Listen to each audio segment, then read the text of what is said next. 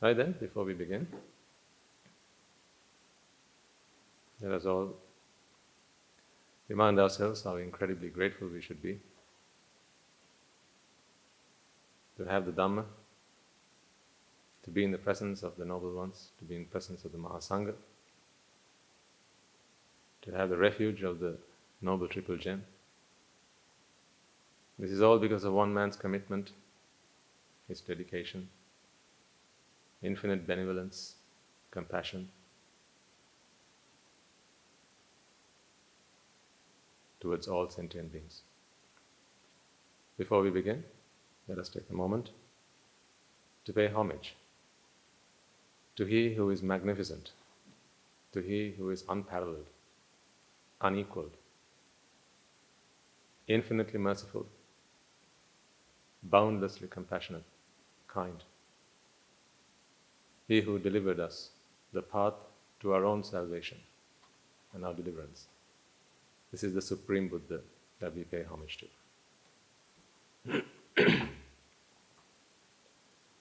Namo tassa bhagavato arahato samma sambuddhassa. Namo tassa bhagavato arahato samma sambuddhassa. Namo tassa bhagavato arahato samma sambuddhassa.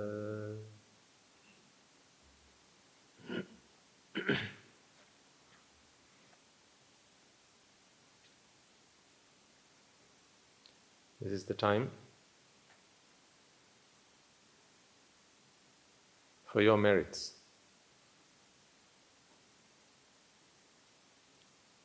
to come and play its part.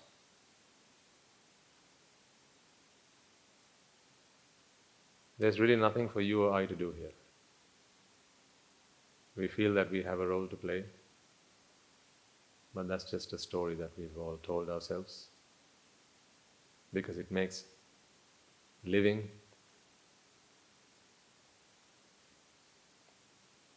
convenient, so we can make sense of what's going on around us. But the truth is, this is when what you've given is to be gotten. So your merits will be your savior from this point forward. All I'm here to do is to help you draw them, attract them towards your. I don't do anything else. So whatever you hear from this point forward, whatever you learn, whatever you understand, and whatever you realize,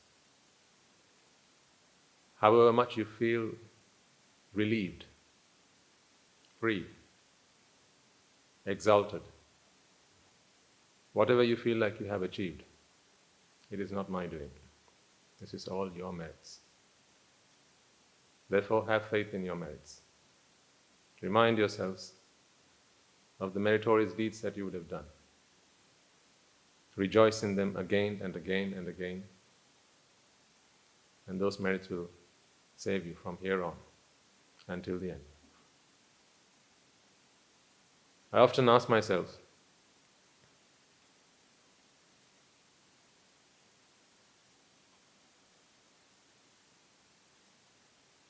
what did I actually hope to achieve by becoming a monastic? Because, especially when I have the opportunity to talk to you like I do,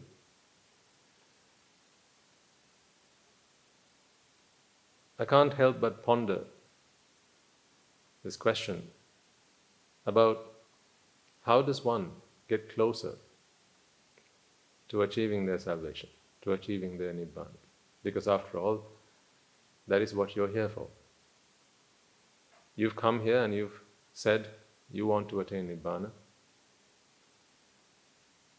But from the outset, it seems like there are very visible and blatantly obvious differences between you and I.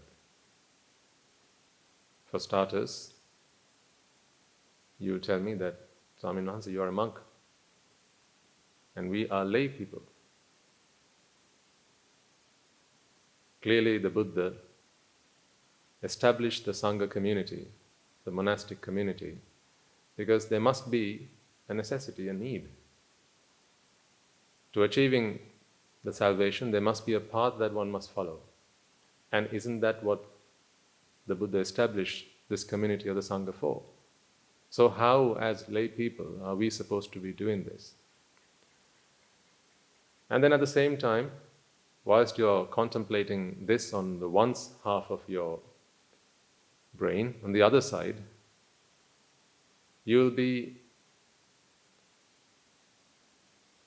confused perhaps, or maybe on the horns of a dilemma, because your commitments, your obligations, your duties, they'll come to the forefront. And then they'll keep asking you, well, if you leave everything behind and go forth, then what about all the people you have to look after? What about all the people who rely and depend on you? What do you do then?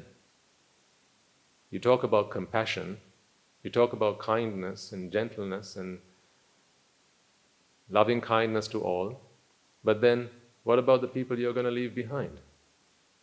What about compassion for them and loving kindness for them? Is this loving kindness for everyone else, just not for people you live with at home? These are some of the questions that you might find yourself trying to find answers to. So, this morning as I was preparing to come to talk to you, so I was going through my speech. If only that was possible.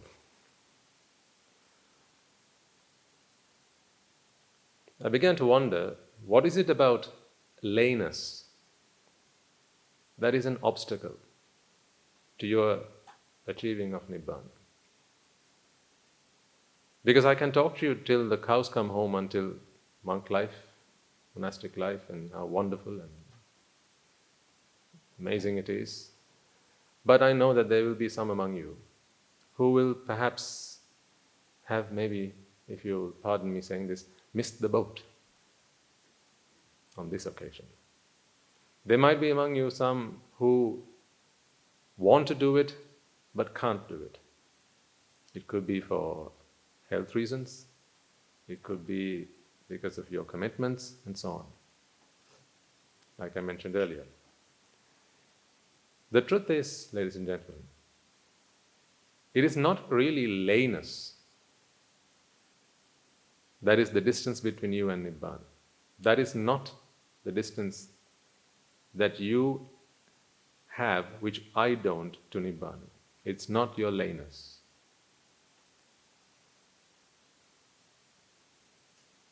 Not every lay person is really lay. In the same breath, I'll have to add, not every monk is in every sense a monk. It's not layness, it's actually the lay attitude that is an obstacle to one's Nibbana. So whether you're a lay devotee or a monk as I am, in the conventional sense, it's not layness that keeps you from attaining Nibbana. It's the lay attitude. And I'll explain to you what I mean by the lay attitude. Because an attitude is a frame of mind, isn't it? It's not about how you're dressed. It's not about where you live. It's not about what you eat or who you live with. I used to live with 5 people. Now I live with almost 200 people. I used to have to attend to the chores and duties of 5 individuals, and now I do so for 200 individuals. Have I become more lay than I used to? In some senses of the word, it might seem like it. More duties, more responsibilities, more chores, and so on. So really, it's not that.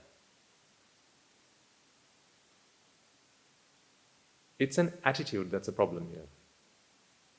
Let me explain to you, I'll talk to you about what that attitude is.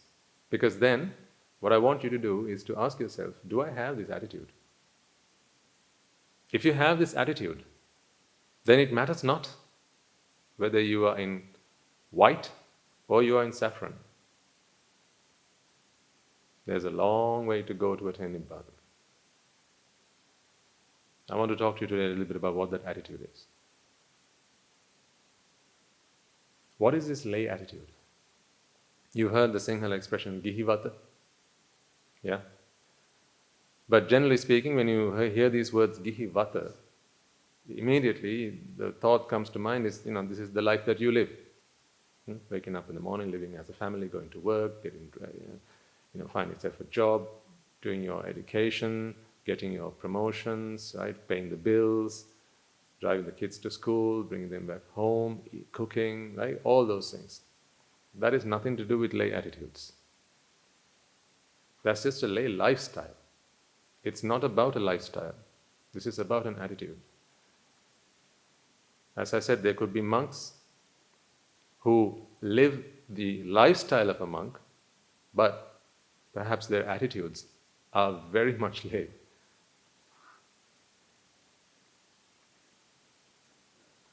I want to help you figure out what a lay attitude is today. And in doing so, scrutinize yourself. Look within and see if you have a lay attitude to life.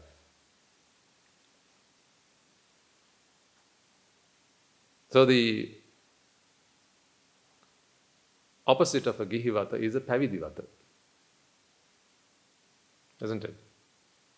This is the attitude of a monastic. Again, I'm not talking about how we are dressed. So put aside the differences that you see. I'm talking about your frame of mind. I'm talking about your approach to things. I'm talking about how you perceive the world.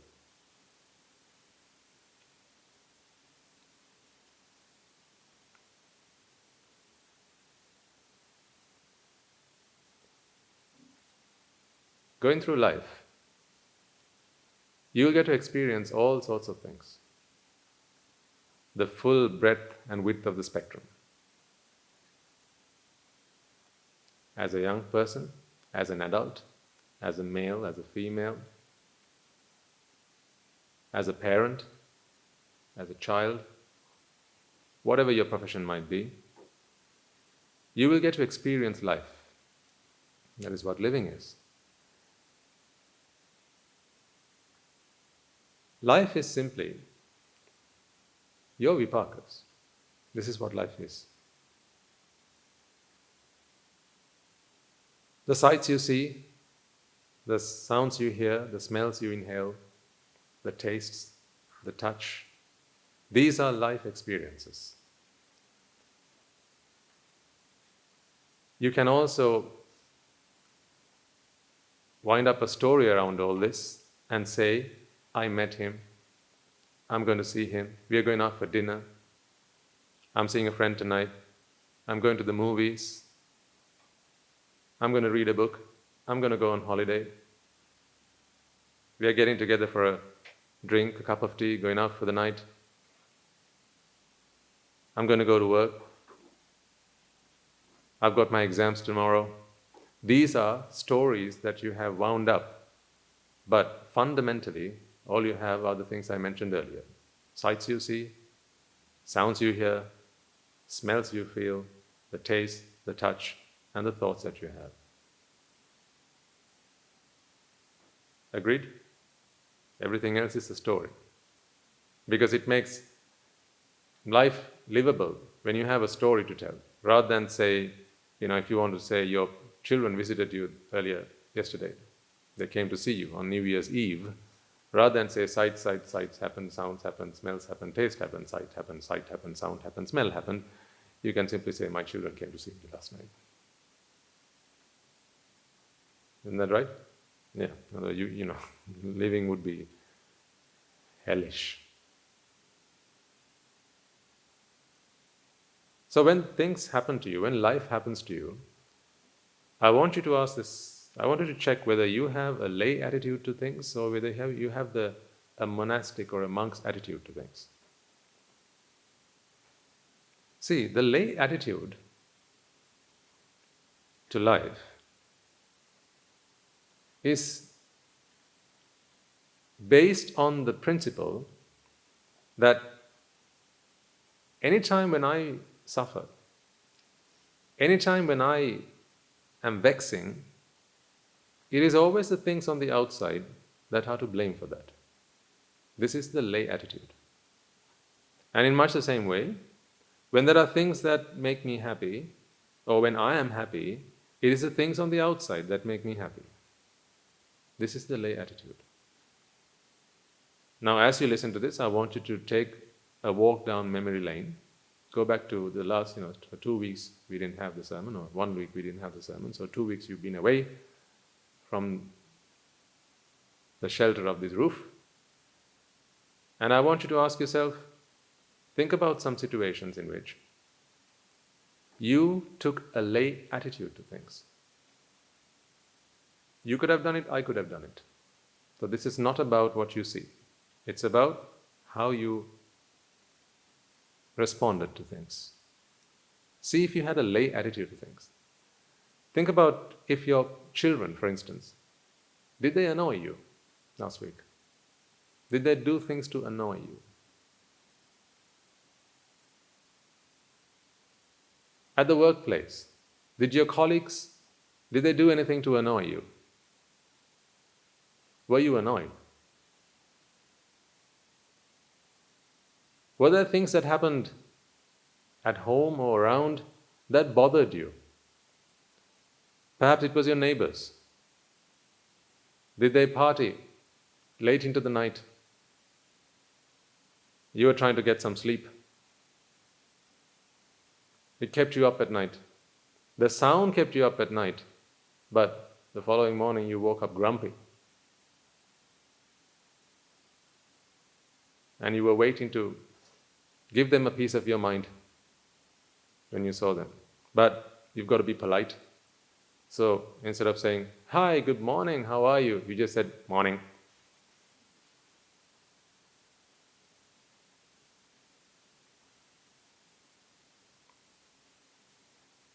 Was that what happened? Or maybe you were stuck in traffic. Driving to work, driving to the supermarket. Someone pulled up in front of you without warning. See whether you had a lay attitude to that. Did that annoy you? Did that bother you? Someone turned up unannounced. These things happen, don't they? People turn up unannounced. You had your day planned out. You had lots of things you wanted to do, get done that day. In fact, you even had booked the day off because you had a lot of things to get done. And then someone just turned up. You heard the bell, ding dong. Oh no. Keep quiet, let's pretend no one's at home.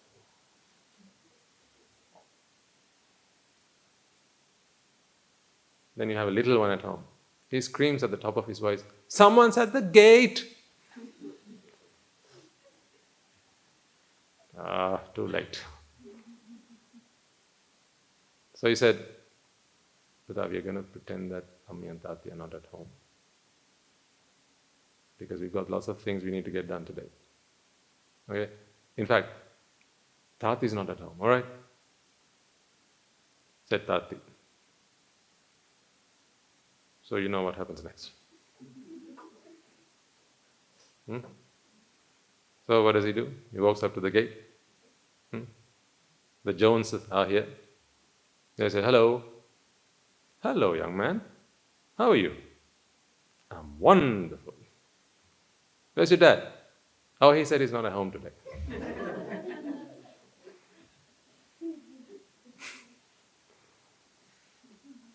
And then, obviously dad hears this, so he stood behind the door.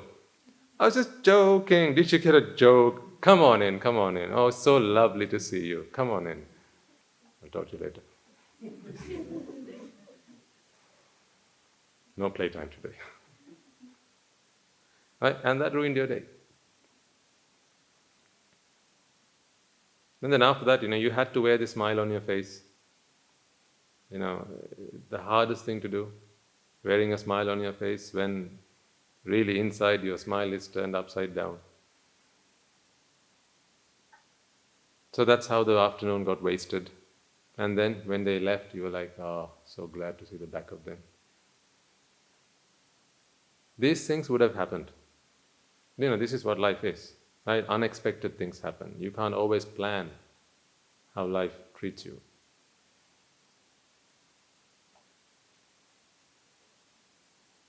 Or maybe it was the cat.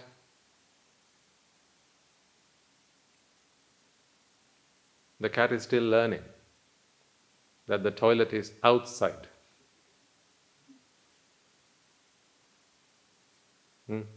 Not your bed. Or not the new rug, that Persian rug. Not that one. It's still learning. That happened. Now, ask yourself, did you have a lay attitude to that? Did that bother you? Did that anger you? Did that annoy you? Someone might have accused you of something you hadn't done. What was your approach to that? Did you feel that this accusation, which is, that deserves, I've not done this, how come you accuse me of this? You deserve capital punishment. Did you feel that way? Did you feel like they had to be told off? You were so annoyed. See, I'm giving you examples so you can go back. I'm giving you various examples because I wasn't there when it happened with you. So I'm just throwing stuff at you. You keep going back and see whether that happened, this happened, and so on. It was the morning. You were getting ready for work, right? And your plan is normally to iron your clothes in the morning. Bad habit. But some people still do that. And then there was a power cut. So the shirt that had just come out of the dryer looks like papadam. Now you got to iron the thing, right? And switch on the iron, nothing's working. There's a power cut. How did you feel at that time? Or you were trying to button your shirt up and one comes off. How did you feel at that time? Did you have a lay attitude? Or did you have the monastic attitude? It is not your layness that keeps you from Nibbana. It is your, not layness, it's your lameness. In other words, it's the lay attitude.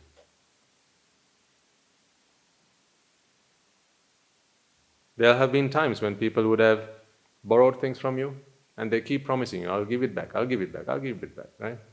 Maybe it's money, maybe it's a book, maybe it's something else, maybe it's a utensil in the kitchen, something. Maybe it's the mammoty or the crowbar. Your neighbor next door saw you working in the garden, said, can I borrow that? If you must. Is what you thought? Sure. You couldn't have asked any sooner, could you? And so you lent it. That was 25 years ago. And you're still waiting for it. Every time he sees you, he promises you. That thing is now ancient. In fact, if he would return it to you, they'd come from the museum and they'd confiscate it. Yes.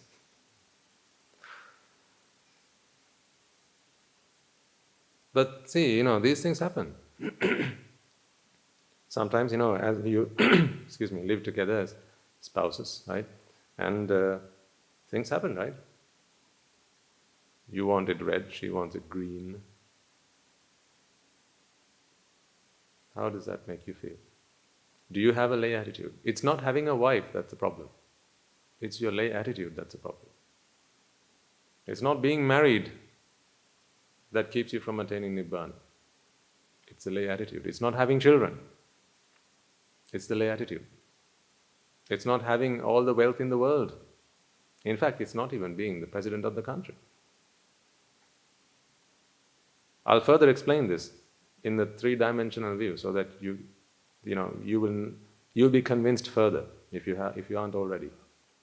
And after that, I'll teach you the value of being a zero. So, go back to last week, go back to the week before, and ask yourself, when these things happened to you, how did you feel? What was your approach? It's perfectly fine if you felt angry. It's okay.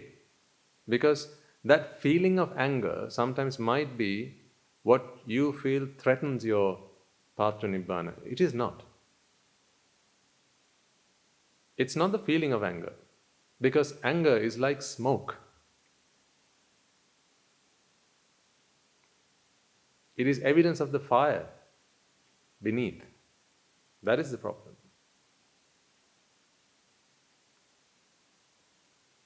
Maybe you were glued to the TV, you couldn't get yourself up.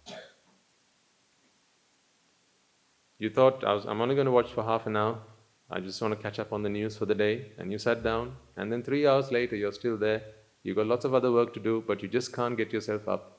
Feels like you're glued to the sofa. You just can't get up. Those things might have happened. Or maybe, with the children, computer games. Perhaps it was, your phone, you're browsing your social media.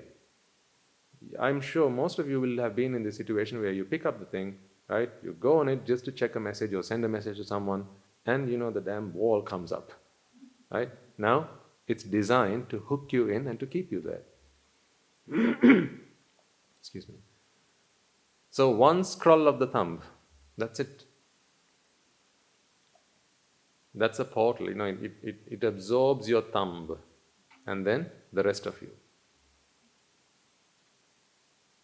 And now, on those occasions, you might have felt, no, I need to stop this. I need to get out of this.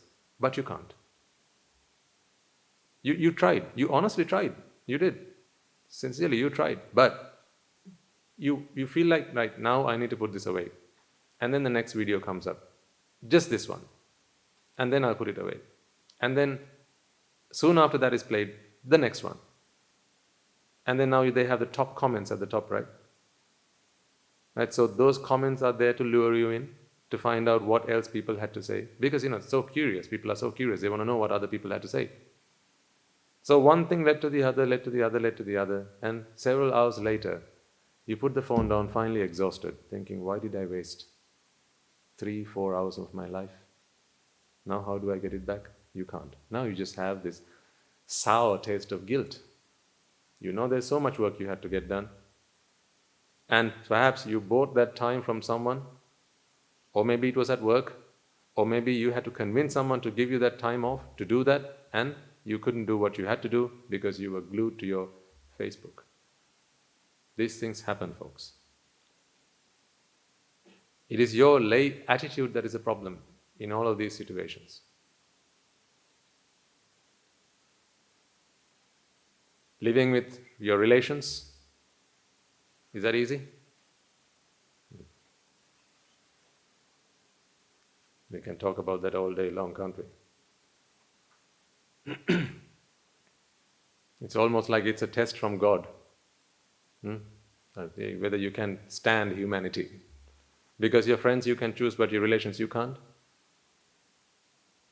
The funny thing is they say the same thing about you.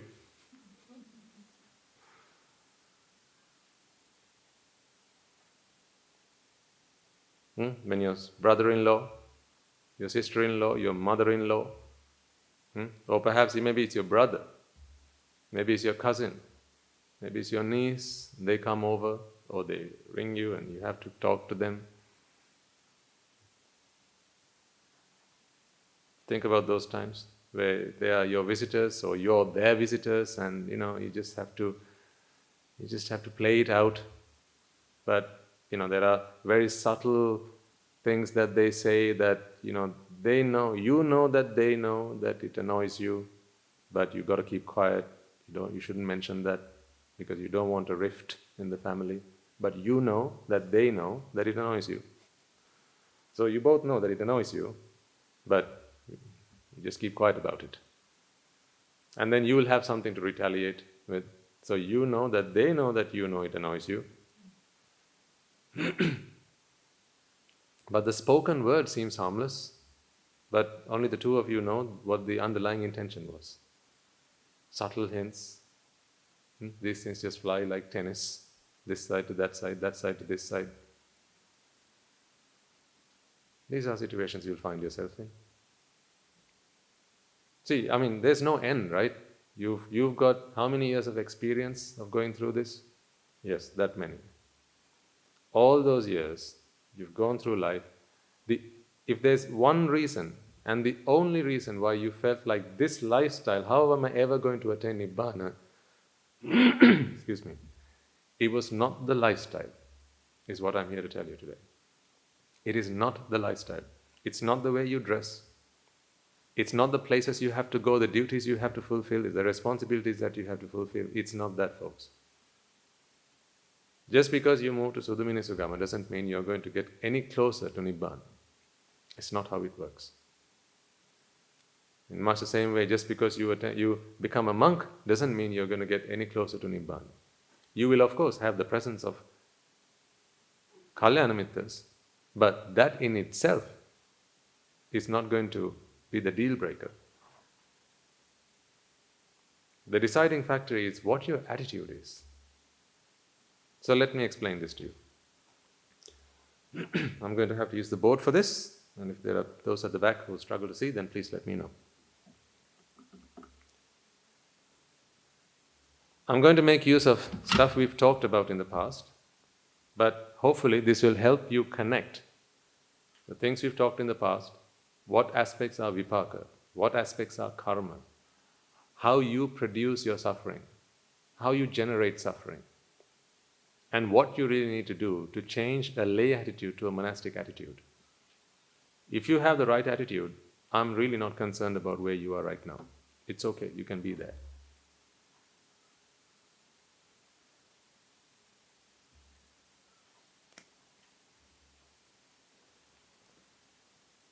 We talked about the 5 senses, the eye, ear, nose, tongue, and the body.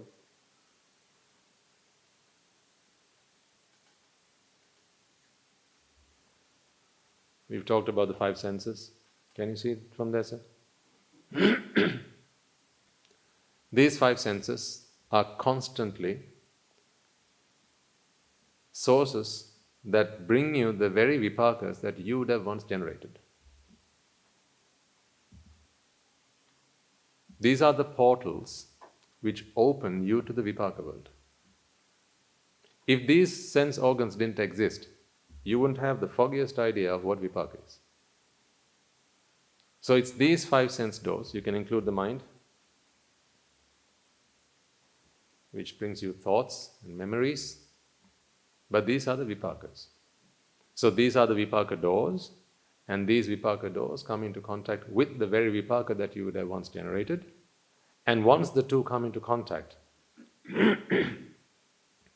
what you have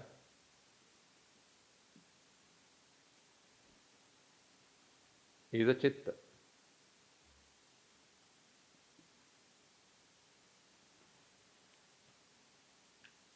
What you have is a chitta. You can also call it an object. So we know sight objects, sound objects, taste, smell, touch, and so on. These are called objects. In Pali, it's called an araman. Okay? Now, week before last, we talked about the mind being a process. We've talked about it on several occasions, but I reminded you that the mind is a process. It's the minding process, right? Rather than thinking of the mind as something like this, an object, it's not an object. It's something like this.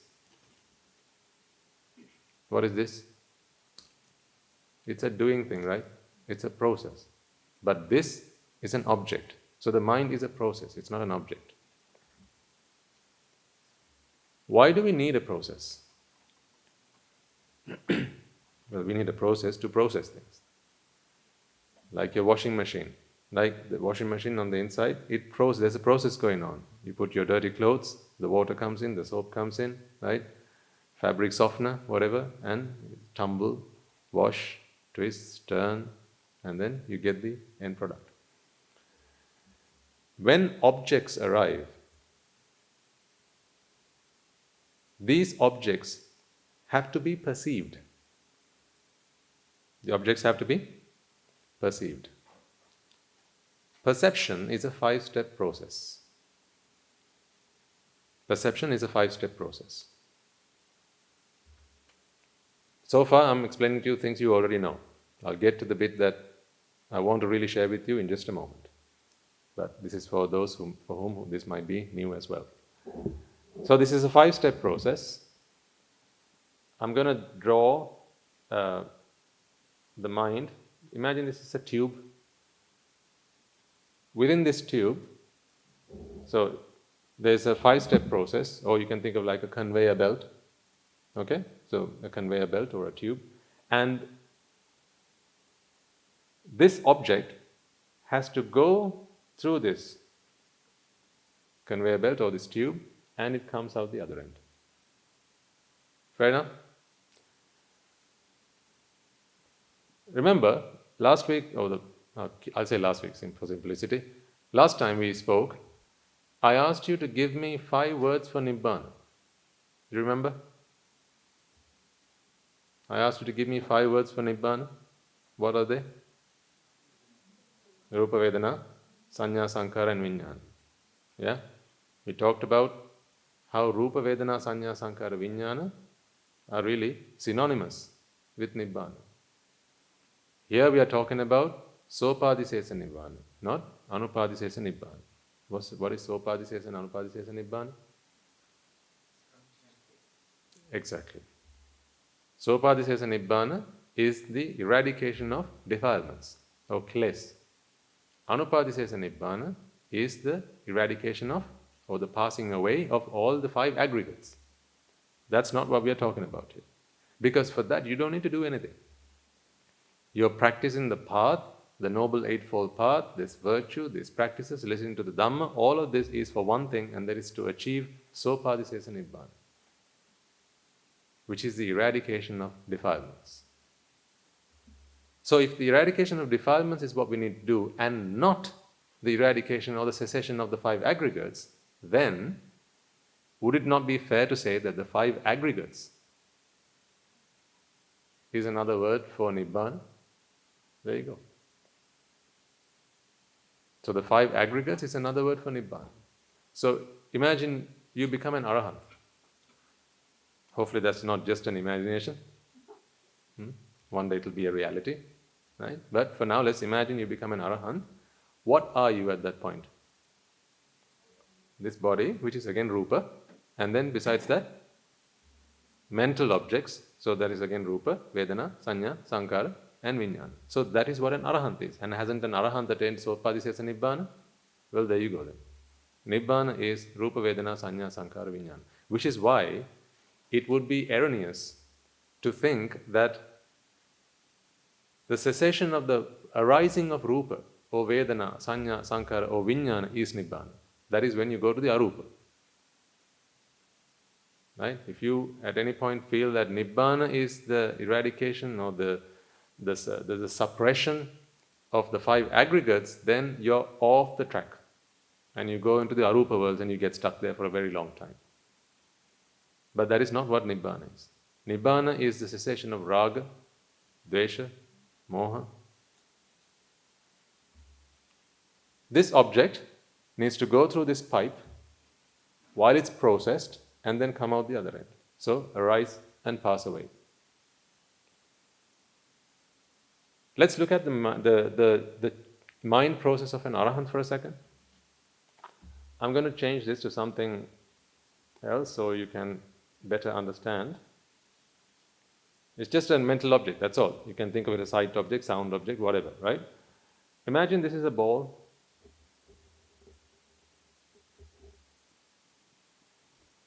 Right?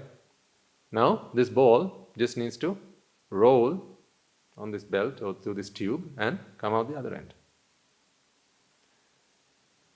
During this process, or during the passage of this ball, this object, in this thing that we call the mind. Remember now, this is although I've represented this as an object, a pipe, this is actually a representation of a process. Okay?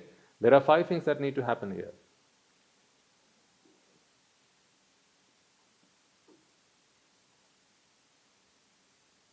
What's next? Recognition, then response, and finally perception. So by the time this gets here, the minding process has achieved what it needs to do. There is no other job for the minding process. So let me give you an example. Imagine it's this duster. This duster now you see, so it's come through that sense door. This now is ready to be minded. I'm making up some funny words, but it's only to help you better understand this, okay? It's ready to be minded, okay? So you put it here where the mind is ready to accept this, it's ready to process this object, and now it's received. So that process receives this, ready to continue the processing. Next, it registers it. Next, recognizes it. But at that point, you are not going to be able to say that this is the whole thing. These are all aspects that need to be complete, because the ultimate goal is perception. Today you look at this and go, this is a duster. That's because not simply recognition has happened, perception has happened, okay? Because the fact that you know that this is used to rub, erase, right? It's all, that has to happen here. This is the response part. So then response and finally perceive. So by the time this object, so it goes rolling and it gets to this point, now you can say, this is whatever it is. This is that sound, this is this smell, this is that taste, this is this object. All good so far? Okay. This is called the minding process. In other words, this is what you do inside these bodies of yours. This is the magic that happens within these bodies of yours. This 6-foot bundle of muscle and bone, inside of it, this is what happens. Okay? Right. Now what's the problem then? This is the monastic attitude. What? The monastic attitude is this? You'll explain, you'll understand it better when I show you next what the lay attitude is. Let's look at now the lay attitude.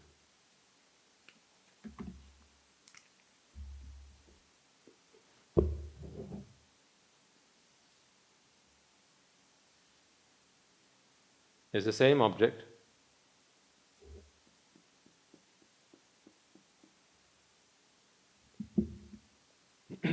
And the processes on the sub-processes are no different. It's still rupa. So they're still receiving, registering, recognition, responding, and perception. No difference there. But imagine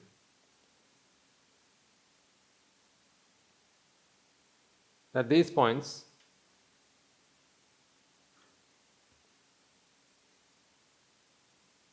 the tube was perforated and you could drop some screws.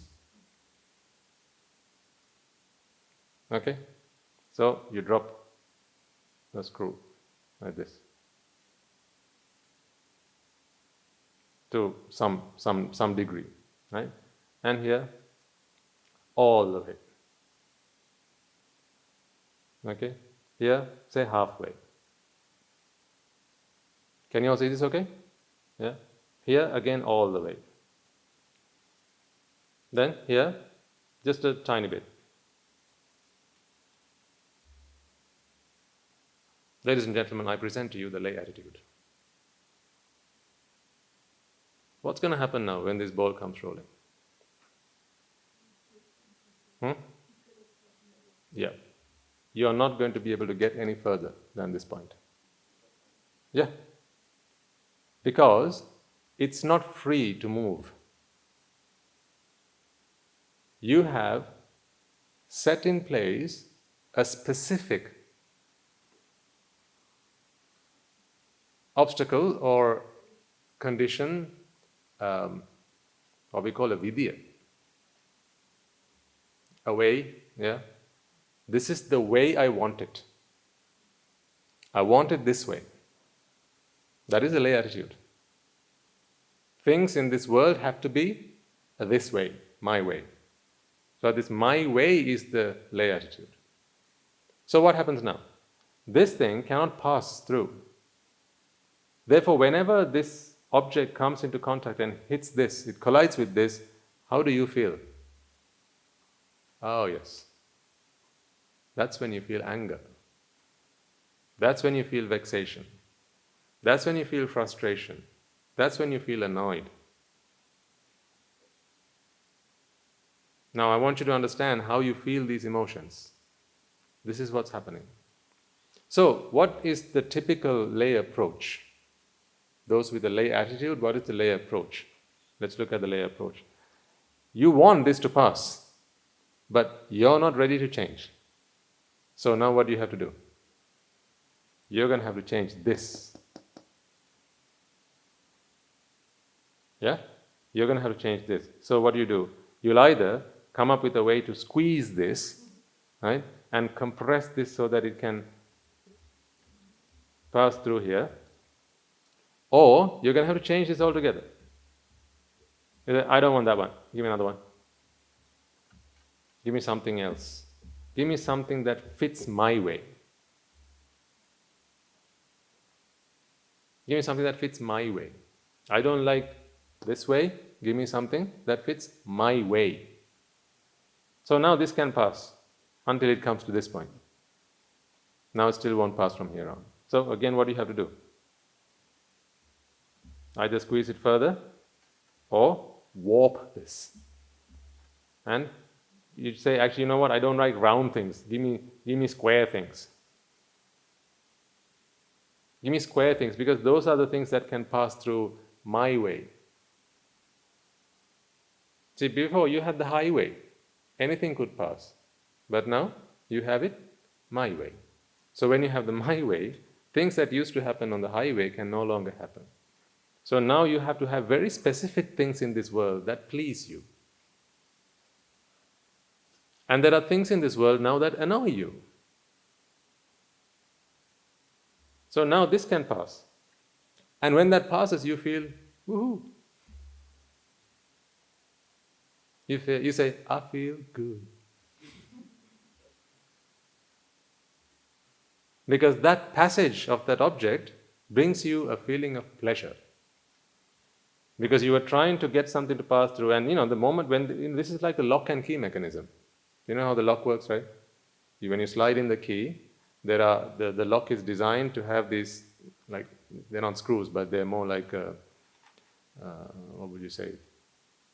Spikes, yeah, thank you. So something like that, which they have to move up and down to allow the key through, right? And that combination makes the key a unique combination. So you see, this is the same thing that's happening here. When you have a specific combination, and that combination has to be fixed, now there are very specific things that will please you, and there are other things that can annoy you and upset you. Now, if you ever wondered, why is it that there are things that make me angry? Here's the reason. You are not prepared to change. Now, here's the other part of this. These are the fruits of the seeds that you sowed, not me. It's now too late to change them and ask for something else. These are the fruits of the seeds that you sowed. You are responsible for the things that come to you. But now you say, I don't want that. Give me something else. But hey, that's what you sowed. So this is what you're going to reap. But the very things that you sowed down, now you reap, and now you're saying, I'm not ready for that. Give me something else. This is the lay attitude. Now here, let me explain to you further how you come into problems and you have misunderstandings with people and how people get into fights and all these things. Right? Let's say this is the husband. Okay, and this is the color of the wall. What color your bedroom needs to be. Okay, so the husband has, say, this configuration of Rupa Vedana Sanya Sankara, or this thing, and this is the combination for red. This is the combination for red. Okay, now let's look at the wife.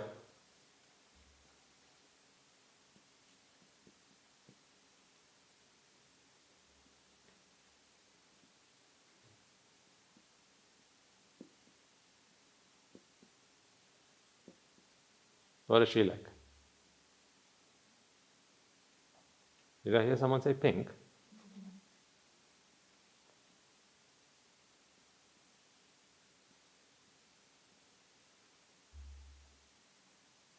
Okay, pink. Now for the object to flow through this pipe without friction, without obstacle, this should be what shape?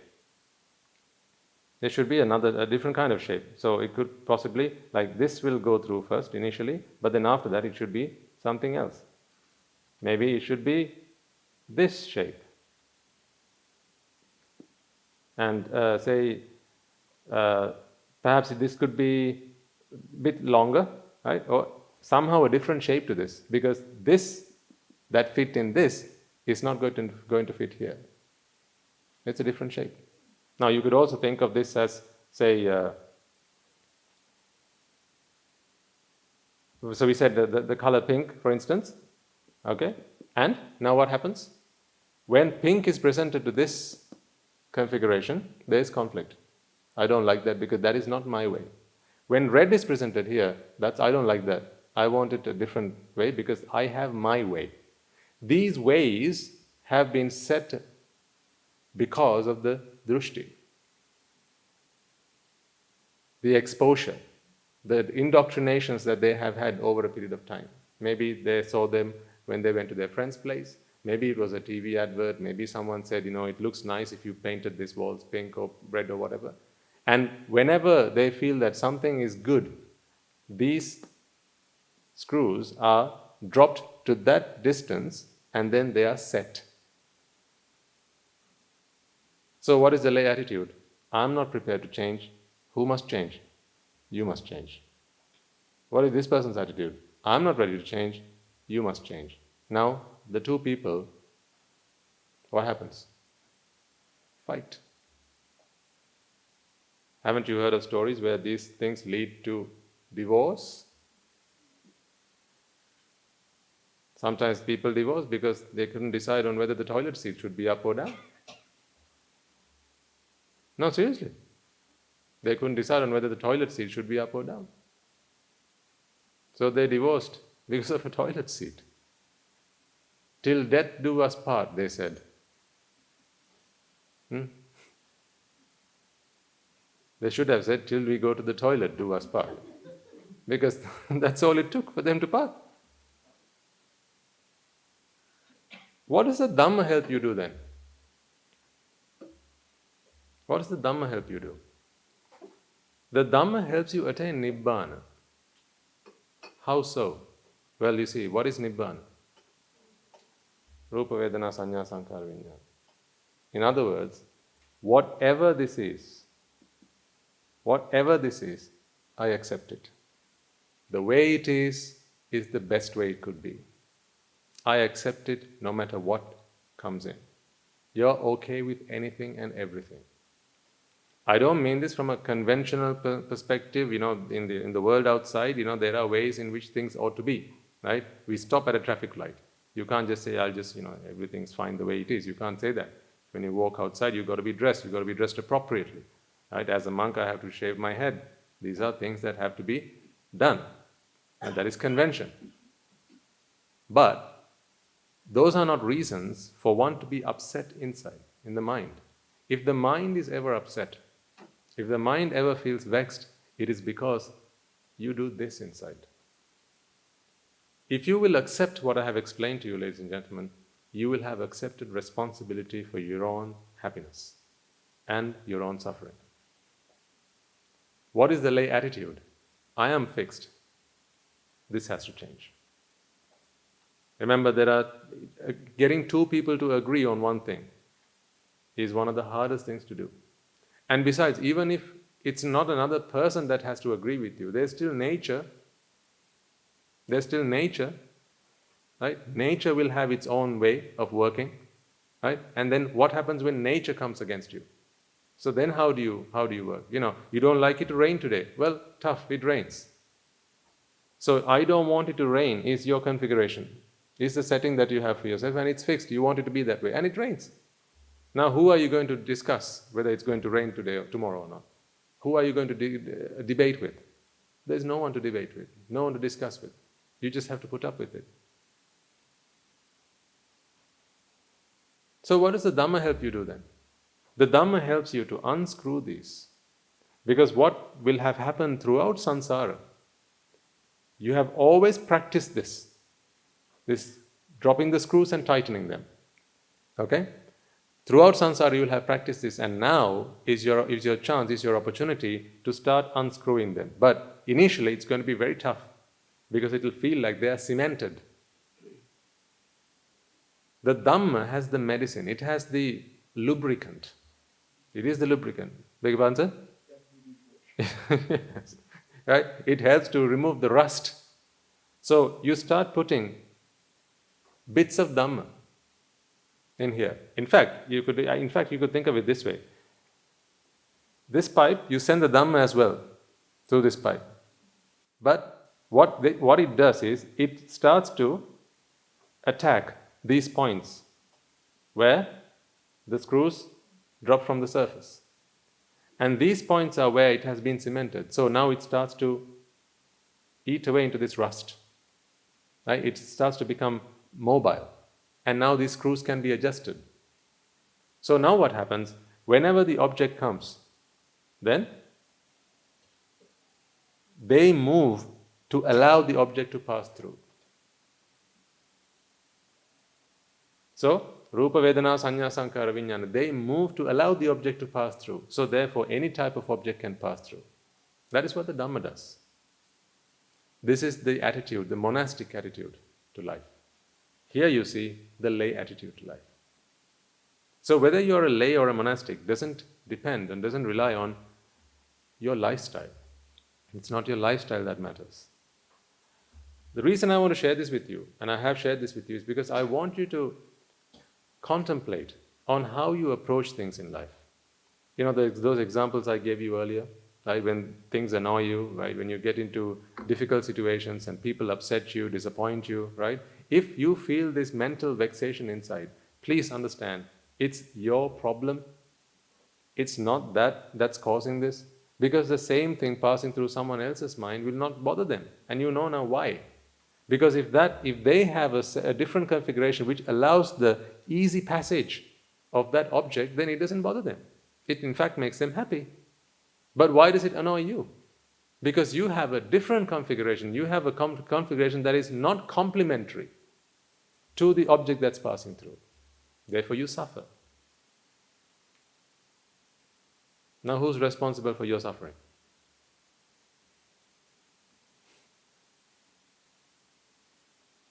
Exactly. Are you ready to accept that? That is the first step to becoming a monk.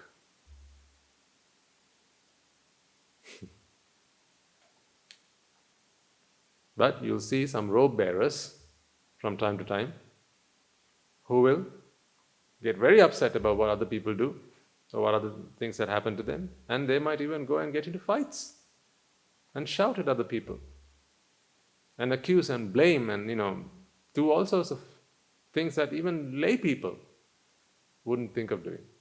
So therefore, they are not monks in this sense. They don't have the monastic attitude. They are much, much, much further away from Nibbana than someone who lives the lifestyle of a layperson but have the attitude of a monastic. It's the choices that we make in our life, folks, that decide where you go. It's not who you are today. See, the choices you make are dependent by the attitudes that you have. Who you are today may be a layperson, but that is not the choice you make. The choice you make, it depends on the attitude that you have. I want you to bear this in mind as you go back to your homes and on the way back to your work, to the school, right? Be with friends, right? And see how these things, how you can apply this concept to the things that happen to you. You know well and truly that life will throw all sorts of unexpected surprises at you. From a death in the family, to someone being diagnosed with a terminal illness, right? To a loss to perhaps, some kind of grievance, or maybe accusations, having to depart from loved ones, having to be with people you don't like. All of these things are adversities that life will throw at you. Ask yourself, what is my attitude now? Because your attitude alone will determine whether you're going to be able to live a happy life or not. The most important thing I ask of you from today, from explaining this to you today, is, can you please stop pointing your finger at the outside world and say, it is they or that makes me unhappy? For as long as you do that, you're a million miles away from Nibbana. I can say that responsibly. Every single time you say, it's that makes me unhappy, it's her, it's him, it's them, it's the economy, it's the politicians, it's they who make me unhappy, it's they who make me angry. How can you expect me to be happy when these people, they're messing up the country? Okay? If you feel upset, I'm not talking about when you see something's wrong and you have to go and address that. If you walk down the street and you see a broken pipe, what should you do? You ring the water board. That's what you do. If you can fix it, you fix it. Otherwise, you ring the water board. Ask someone to come and fix it. Now, this is a problem that has to be fixed. It's a conventional problem. It has to be fixed. I'm talking about when you feel mental vexation. This mental suffering is your own product. You make it up. Why? Because of this. You having your way. Anyone who has their way is a long way off from Nibbana.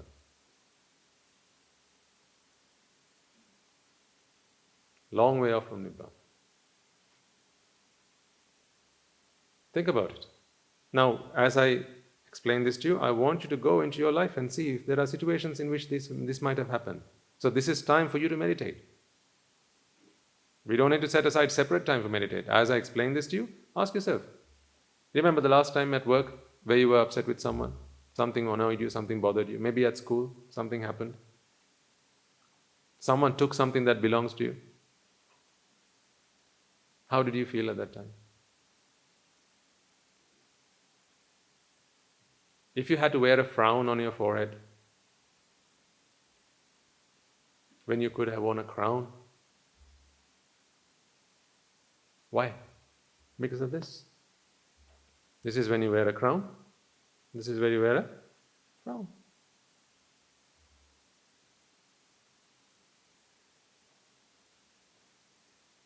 So how does one get from this to that? That is what you're here for. How do you get from this to that? Now let's talk about that. We've been talking about separation. Do you see separation? Don't you see separation here? See, this is separate from this. When you believe that a separate entity exists and that is what is good, now you set that up in your mind. A separate kind of rupa, which we'll call rupa upadana. A separate type of vedana, vedana upadana. A separate kind of sanya, sanya upadana. A separate kind of sankhara, sankhara upadana. A separate vinyana, vinyana upadana. The combination of these 5 things, now a very separate configuration, a very distinct configuration from something else. Now you have good and bad in this world. Things that you like and things that you don't like.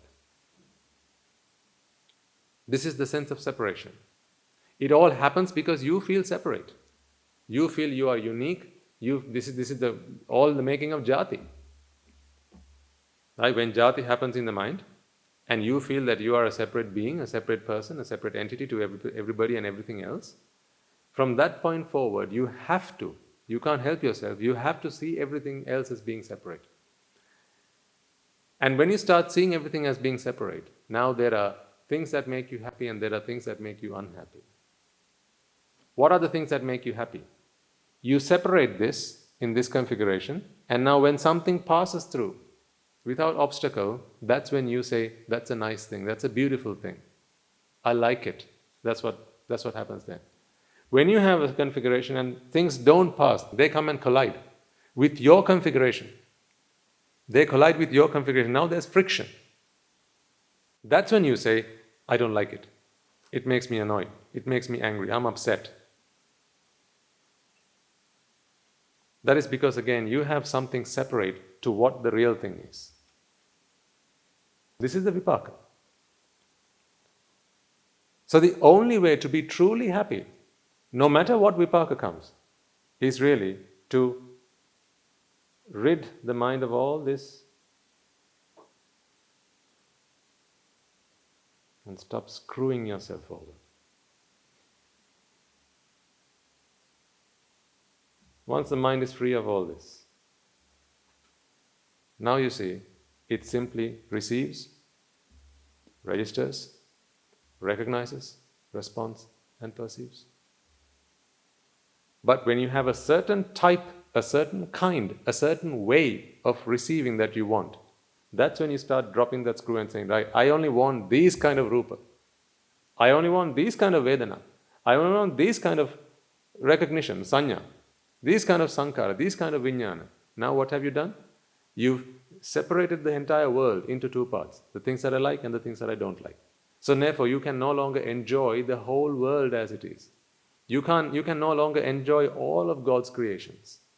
Now you have some things you like and some things you don't like. Aren't you punishing yourself? This is self-inflicted punishment, which you don't need to do.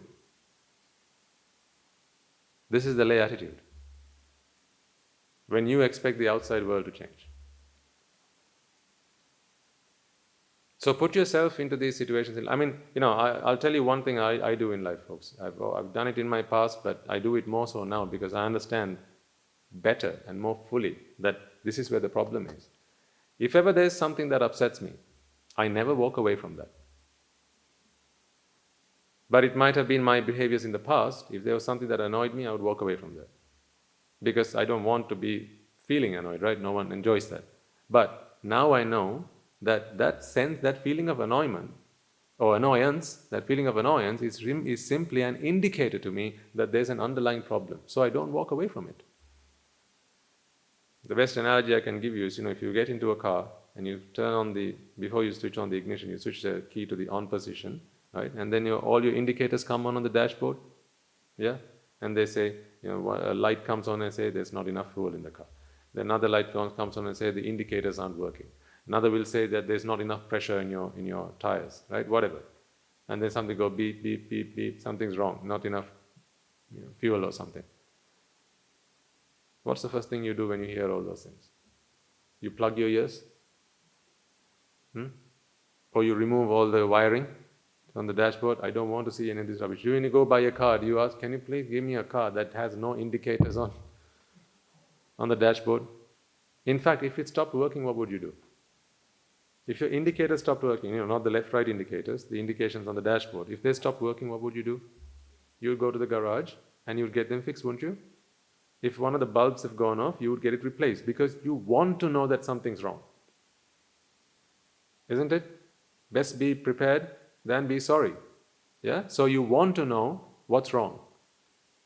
Now, in the same way, what are the indicators that you have that something's wrong with you? There you go. Well done. Anger is an indicator that something's wrong with you.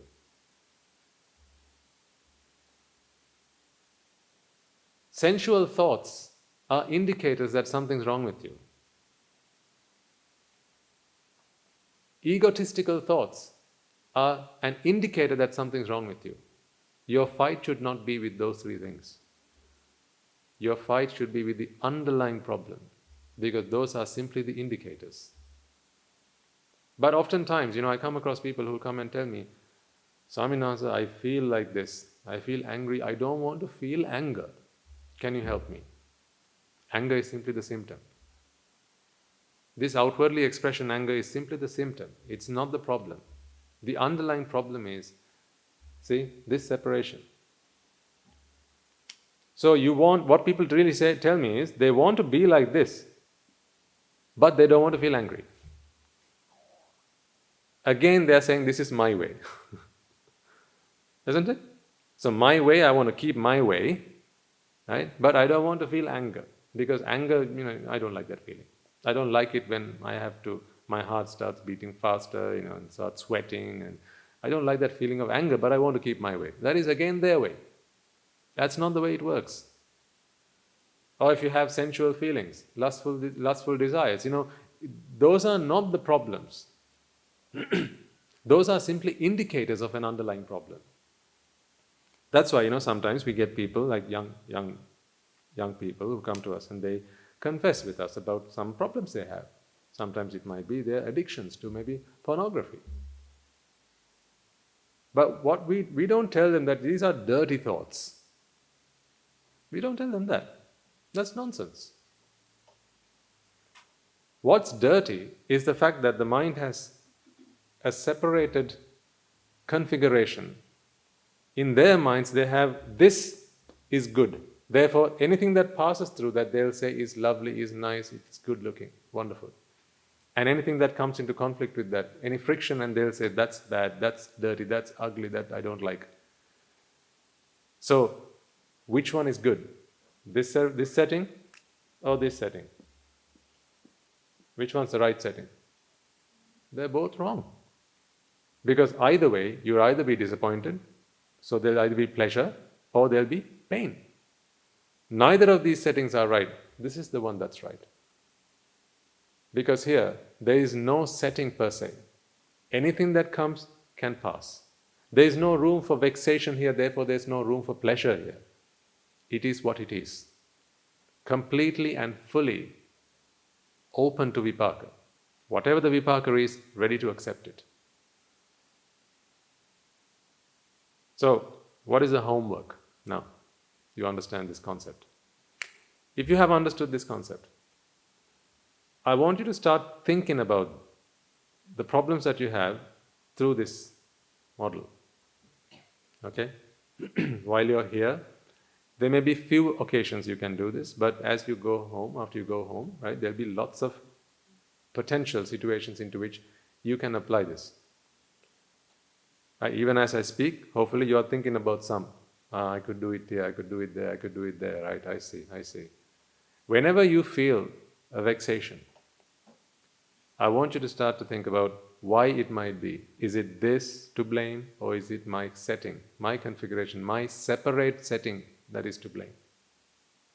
Once you recognize that, you will take complete and full responsibility for how you feel. That is where your Nibbana starts. Where does Nibbana start? When you take responsibility for your own suffering. In other words, when you take full responsibility for your own happiness. That is where Nibbana starts. Until you take that responsibility, Nibbana is a long way off. For as long as you expect the outside world to stop making you unhappy or to make you happy, right? Nibbana is a long way off. So, for as long as you have that lay attitude, of course you will not attain Nibbana. Whether you are dressed like that or you are dressed like this, that won't change. Does that make sense? Now here's what I want you to do as homework. You go back home, right? Live. Think about, at least on 3 occasions, folks, please, right? Think about 3 occasions into which you could apply this concept. I'm not asking you to come back and share it with me per se, but you have those group discussions, right, on Saturdays. That could be a fantastic opportunity to share what you have experienced with one of the Swaminathan's. You can share with them, and I'm sure they'll be more than happy to listen to what you have to say. And if there was a time where you struggled, they could help you with that. Because wherever you would have felt that vexation, it would have been either a Rupa Upadana, a Vedana Upadana, Sanya, Sankara, Vijnana Upadana. This is clinging onto something. These are called the clinging aggregates. This is the aggregate, Rupa, Vedana, Sanya, Sankara, Vijnana. But the moment you drop these screws, now that's where you cling onto that setting, onto that configuration. Now there are certain things you like and certain things you don't like in this world. That's the way it works. So I ask you to come up with 3 instances, 3 examples in your day-to-day life. And you can come back and share it with the Swaminathan's. Swaminathan said, this happened to me, and this is how I thought about it. I realized that there's a certain setting that I had set in my mind, and that is what caused me to suffer, not the outside world object. Why do I ask you to think about 3 examples? The reason is, it is your application of these concepts that will free you, not the knowledge. Knowing something and doing something are worlds apart. I can't emphasize that enough. Only those who do will free themselves. Those who know won't. Can I give you the best example of that? Have you all read self-help books? Self-help books, productivity books, right? Books that people have written on how to become a millionaire. Huh? You have, right? Yeah? Do you know that each of those books get proofread and typeset? Yeah? They get typeset right before they get sent to the publishers, and they get printed, and then they land on your table as a book, right? So, what about the typesetter? You read maybe sentences, maybe paragraphs, maybe words. You know what they read? Each and every letter. Have you seen a millionaire typesetter? But the typesetter, he or she typeset the entire book, all 350 pages of it. But they're still typesetting. There's nothing necessarily wrong with typesetting, but what I'm saying is, if you'd ask them, wouldn't you like to be successful? They'll say, yeah, I wish one day I could earn $1 million. I wish one day I could be a rich person. But I'm here typesetting. What can I do? The irony of it is, they read every letter of it. So if you ask them, they will be able to give you front to back and back to front, everything that was in the book. So they have the knowledge. What don't they have? Practice. That's what I'm saying. It's not knowledge that's going to save you. You don't need to know a lot. You only need to know very little. But that very little application of that is what's going to free you. Daruchirya Maharatan Wahanse, what did he hear from the Buddha? Just one verse. You go and ask him about these things, he'll be like, I don't know, ask somebody else. Go and ask him about Paticca Samuppada, he'll be like, Paticca what?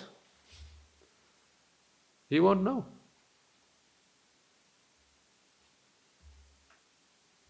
All he heard was what? Ditte ditta matta, sute sutta matta, mute mutta matta, viññāte viññāta matta. Can't you see that now? What is ditte ditta matta? What is ditta after all? Seeing is simply seeing. Meaning, Rupa Vedana Sanya Sankara and Vijnana. Let it be. Without clinging on to it. It's that clinging that causes suffering. As you can see now, see, this is the clinging that causes suffering.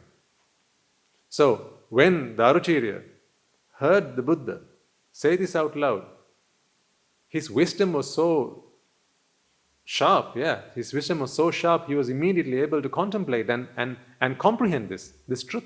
So he realized, so it's not the outside world things that make me unhappy. Suffering does not come from the outside. If only I allowed ditte ditta mattang to happen, I won't suffer. He realized that. And that realization happened how? Just like this object comes through, Dhamma came through. Dhamma that he heard from the Buddha. Those words. And they were interpreted in his mind. And every time those words hit his mind, what happened? They started attacking on these joints where the screws are hung. And they started to dissolve the cement that was there. And now, those separations, those partitions, right? Those screws, they dropped. Now he was prepared for ditte ditta matta, sute sutta matta, mute mutta mattang, and viññāte viññāta mattang. That's the way it is. So you don't need to know a lot, but it is your application that is very important. So why do I insist that you, as ladies and gentlemen who live a lay lifestyle, make use of every opportunity to practice? It's because, folks, I know that in your life, in the lifestyle that you live, it's difficult to find the right environment. It's difficult to find the right support, the right encouragement to do that. Because you live amongst people who will think that this is nonsense. You live amongst people who will say that this is rubbish. What a waste of time. What are you talking about? Screws?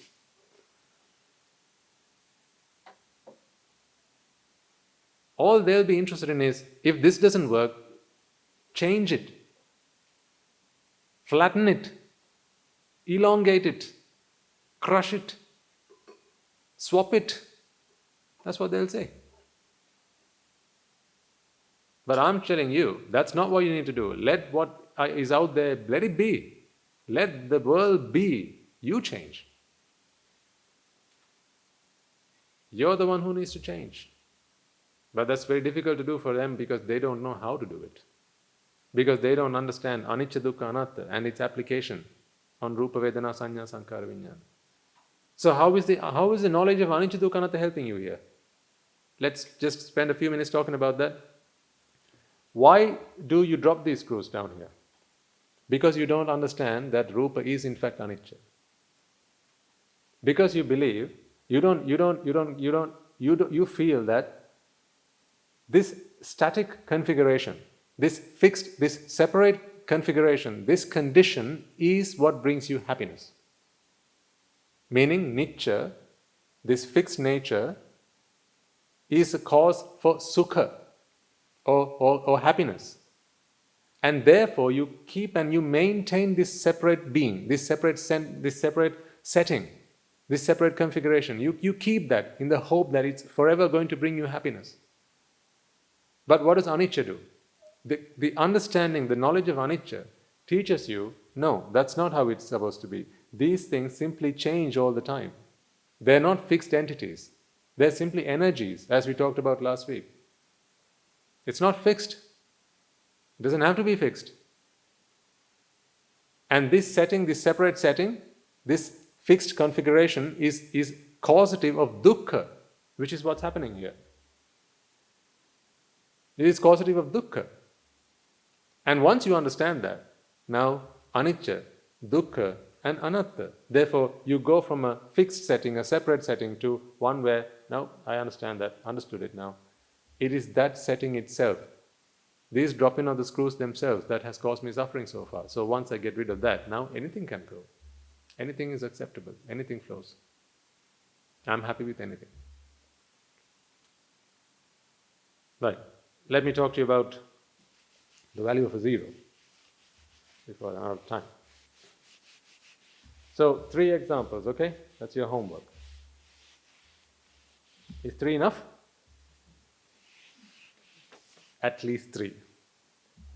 I give you this as a task because I just want you to do it. At least because Swami has asked you to do 3, you'll do 3. Won't you? But 3 is not the right answer. You should be doing it all the time. All the time. Right. What is the value of 0? Typically, 0 has no value, does it? Typically speaking. 0 is when you want to say that something has no value. What would you say? 0. Nil. Nothing. 0. No value. So there will be times in life where you feel like a 0. Aren't there times you feel like a 0? Where you are worthless. Where you feel like you contribute nothing. Where you feel like everyone around you is far better than you are. They are more knowledgeable, they are more virtuous maybe, they better practice the path, unlike me, you might feel. Or even from a materialistic point of view, maybe they are wealthier than you, they are more affluent than you, maybe they are, they're healthier than you, whatever. They're stronger than you, they have more authority than you, they're more powerful than you. There'll be times where you feel like that. Even, going back to school, right? What happened when the school test results came? How much did you get? How much did you get? Right? Always comparing yourself with others. Because when you are someone, you have to park yourself somewhere, right? When you are someone, you have to always be either above or below or at the same level as someone else. This is a problem that all someones have. Where am I? It's typical of someones to have this problem of where am I with others. So you can't help yourself from comparing yourself. If you are at work, perhaps, maybe you compare yourself with your seniors and you wonder, how much might that guy be getting paid? Huh? I wonder how much he gets paid. Does he get paid more than me? Can I find out how much he gets paid? These are things that will bother you sometimes. How do I get to that level? How do I get to this level? I'm not simply talking about, you becoming more successful. I'm talking about how you feel inside, about how you compare with other people. And on those occasions, folks, you will feel like, on occasions, that you are a zero in comparison to others. So when you feel like you are a zero, you will immediately start to give other people values. You will say, okay, that guy, he's a 5. My boss, he's an 8. And sometimes, this comparison can even happen at home, husband and wife. And if, say, they are both competitive, maybe, back in the day, in the time of our ancestors, the wife stayed at home, looked after the children, attended to the chores at home, and the husband went out to work to earn bread for the family. But now things have changed because people's needs, their desires, they've evolved into, insatiable, and therefore it's not enough anymore for simply one partner to go out to work. Both people have to go to work now. I'm not here to say whether that's right or wrong. I'm just saying that's the way the world is today. It's almost impossible to earn enough for one person to feed the family and to give the children and the lifestyle, to maintain the lifestyles that you live now. So you both have to now go to work. And usually what happens then is a child gets looked after by the nanny, a babysitter, or an outsider, who then does whatever they want with the child. That's the topic for another day.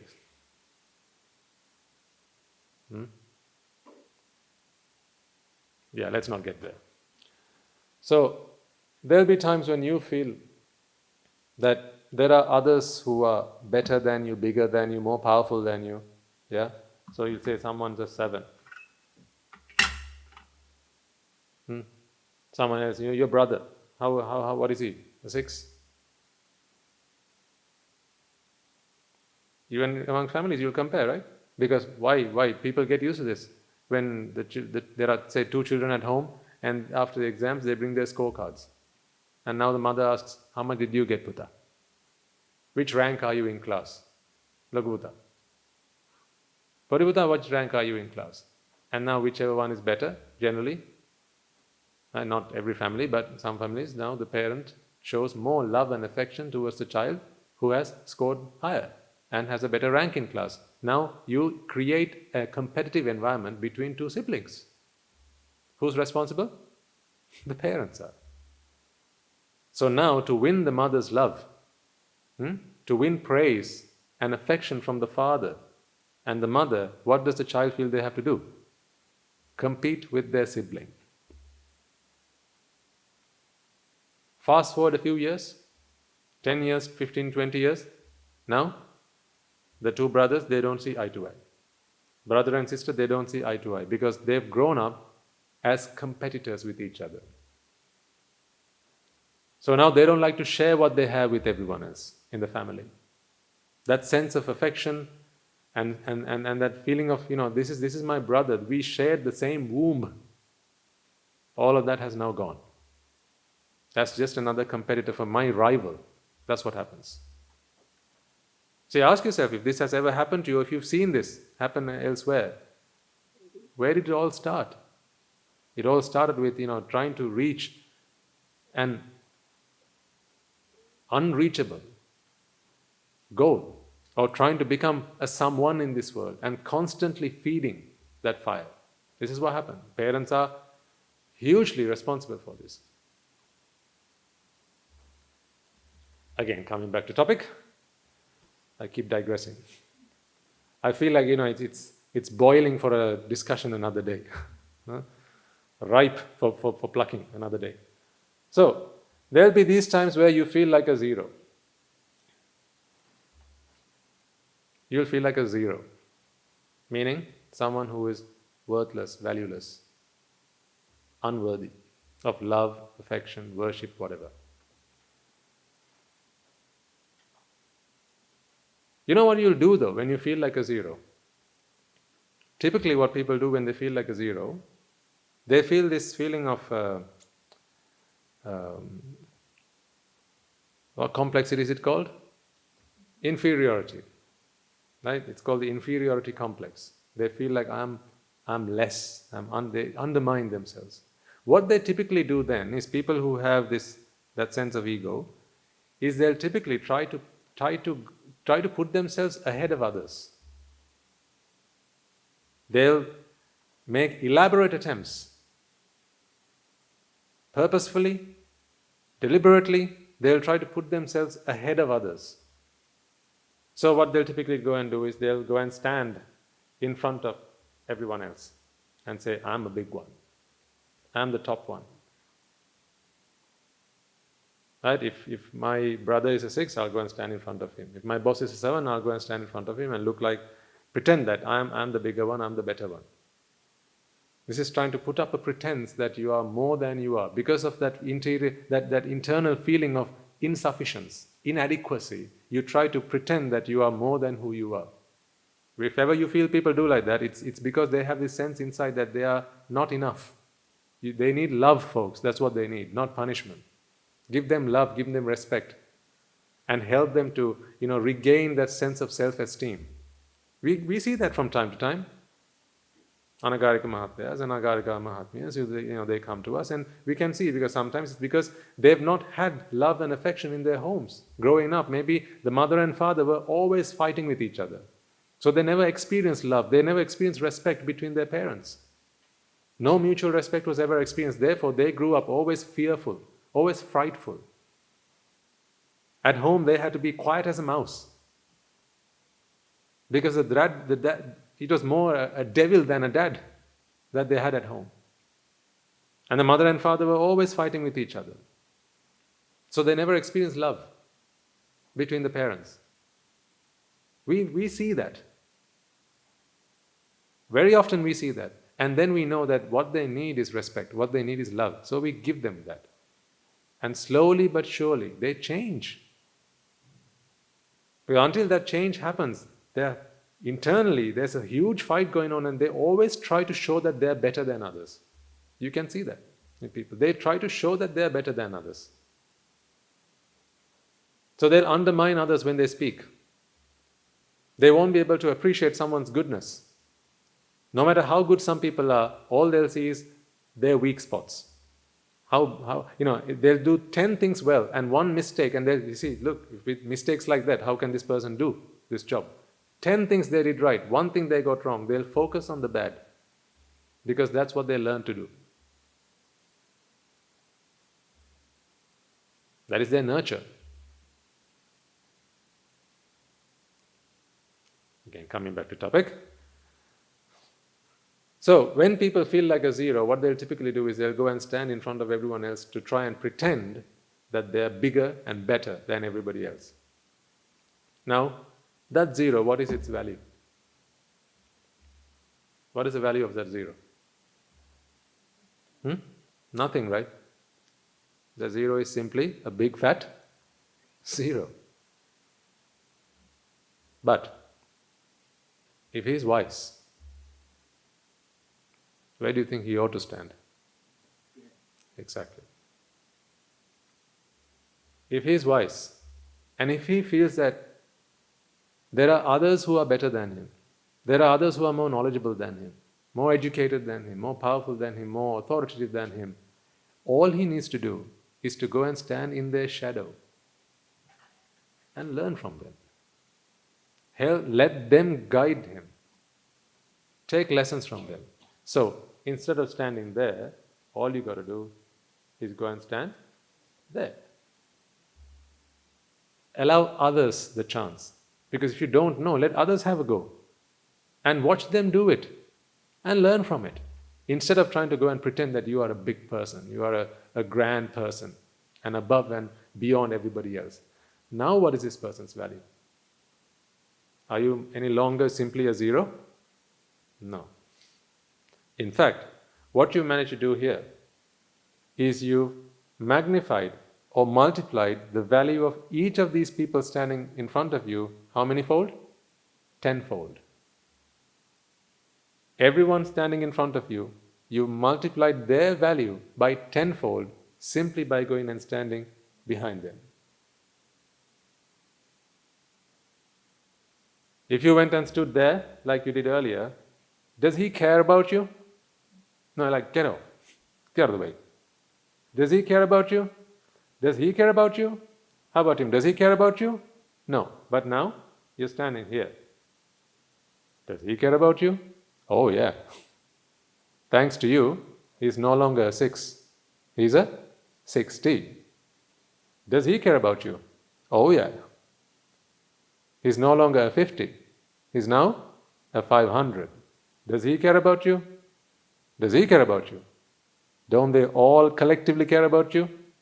Yes. All you had to do was go and stand in the right place. Now tell me, if you were stood there, okay, and these guys, they got something. Say they got a 1. Who's going to get that? Is he going to get that? No. Who's going to get it? He's going to get it. The rightful deserver. But if you stood in your rightful place and stood there, now these guys get 1. Who's going to get it? Who's going to get it? You're going to get it. They get another 1. Who's going to get that? They're going to get that. Get another 1. Who's going to get that? Another. Still you're going to get that.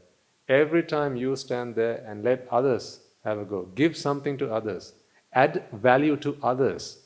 Do you see how you add value to yourself simply by doing that? Now every time they get 1, you're the first person to get that. So your value increases day by day, simply because you have allowed others to have a go. You accept and you appreciate the value of others because you understand who you are. You understand that you could always become better, not by pretending to be bigger and better than and bolder than everybody else, but by giving others a chance, giving others an opportunity, helping others to guide you, taking instruction. See, this is a student. All of these things, all of these people are teachers to this individual. All of these individuals add value to this person. So even if they got 100,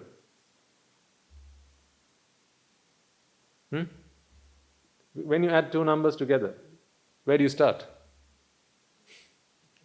Where do you start? Start from here? No, you always start from here, right? There you go. So who always gets the first part, the first share, the first portion? Always the one at the end. So, in this world, even if you feel that your value is a 0, you can become and make yourself priceless simply by making the right choices. As I said, attitude is about making the right choices. Simply by going and standing in the right place. Allow others to help shape you, help guide you, help develop you, show you the light. But if you pretend to be the big shot and go and stand in front of everybody else, which is typically what zeros do, right? When they feel that sense of inadequacy, they'll pretend that they're bigger and better than everybody else and they'll go and stand in front of everybody else. Now you see, if this guy were to try and squeeze himself in here, what do you think 6 is going to do? Get out. Why? You explained to me how if we went and stood here, they're not going to care, right? Because it makes no difference. But what if he tries to squeeze in before the 6? What's 6 going to say? Out. Why is that? Because if this went and stood here, what happens to 6? Pushed out, right? Yeah. Because he had the chance to be a 60. Now you're saying, no, you be a 6. What if you went and stood here? This guy is now a 56. had the chance to be here 560, but what you said was, no, I'm going to come and stand here. So he is not happy for you to come and squeeze in between. So see, if you just take the rightful place, then although you are a zero, you are a very valuable zero. So there will be times in life where you'll feel like you're a zero, you're not worth much, okay? That you don't add, you don't contribute, you feel worthless, that you feel unloved or not respected. There'll be times when you feel like that. When those things happen, folks, don't try to be someone who blows their own trumpet and goes and stands in front of everybody else like you're king. The best thing to do is help others to help you. Because there's so much to offer. There's so much to offer. There's so much everyone else has to offer to you. All you got to do is give them a chance. And to do that, all you have to do is go and stand in your rightful place. This is not saying that you should never make an attempt and strive to achieve your full ambition. What I'm saying is take the right approach during it. Let others guide you. Allow others to show you the path. Allow a teacher to come into your life. Allow someone else to come and add value to your life. That's all you got to do. Does that make sense? So that is the value of a zero. If ever you feel like a zero, there will be times in life you'll feel like a zero. There will be, I'm sure there will be. And if ever you feel that way, try and remember the lesson that I taught you today. All you got to do is go and stand in the rightful place. Let me apply to a simple example. Okay, let's say you have a friend in class who is much better than you at science. Okay, he always comes up top in class. Now, typically, if you are weak in that subject, typically people don't like to go and speak to that person and ask them, how do you do so well? Because it feels like it's an attack on their ego. Replay these words in your mind and ask yourself, perhaps there might have been times in your life where you felt the same. You knew that there was someone who was better than you, but how many times were you stopped?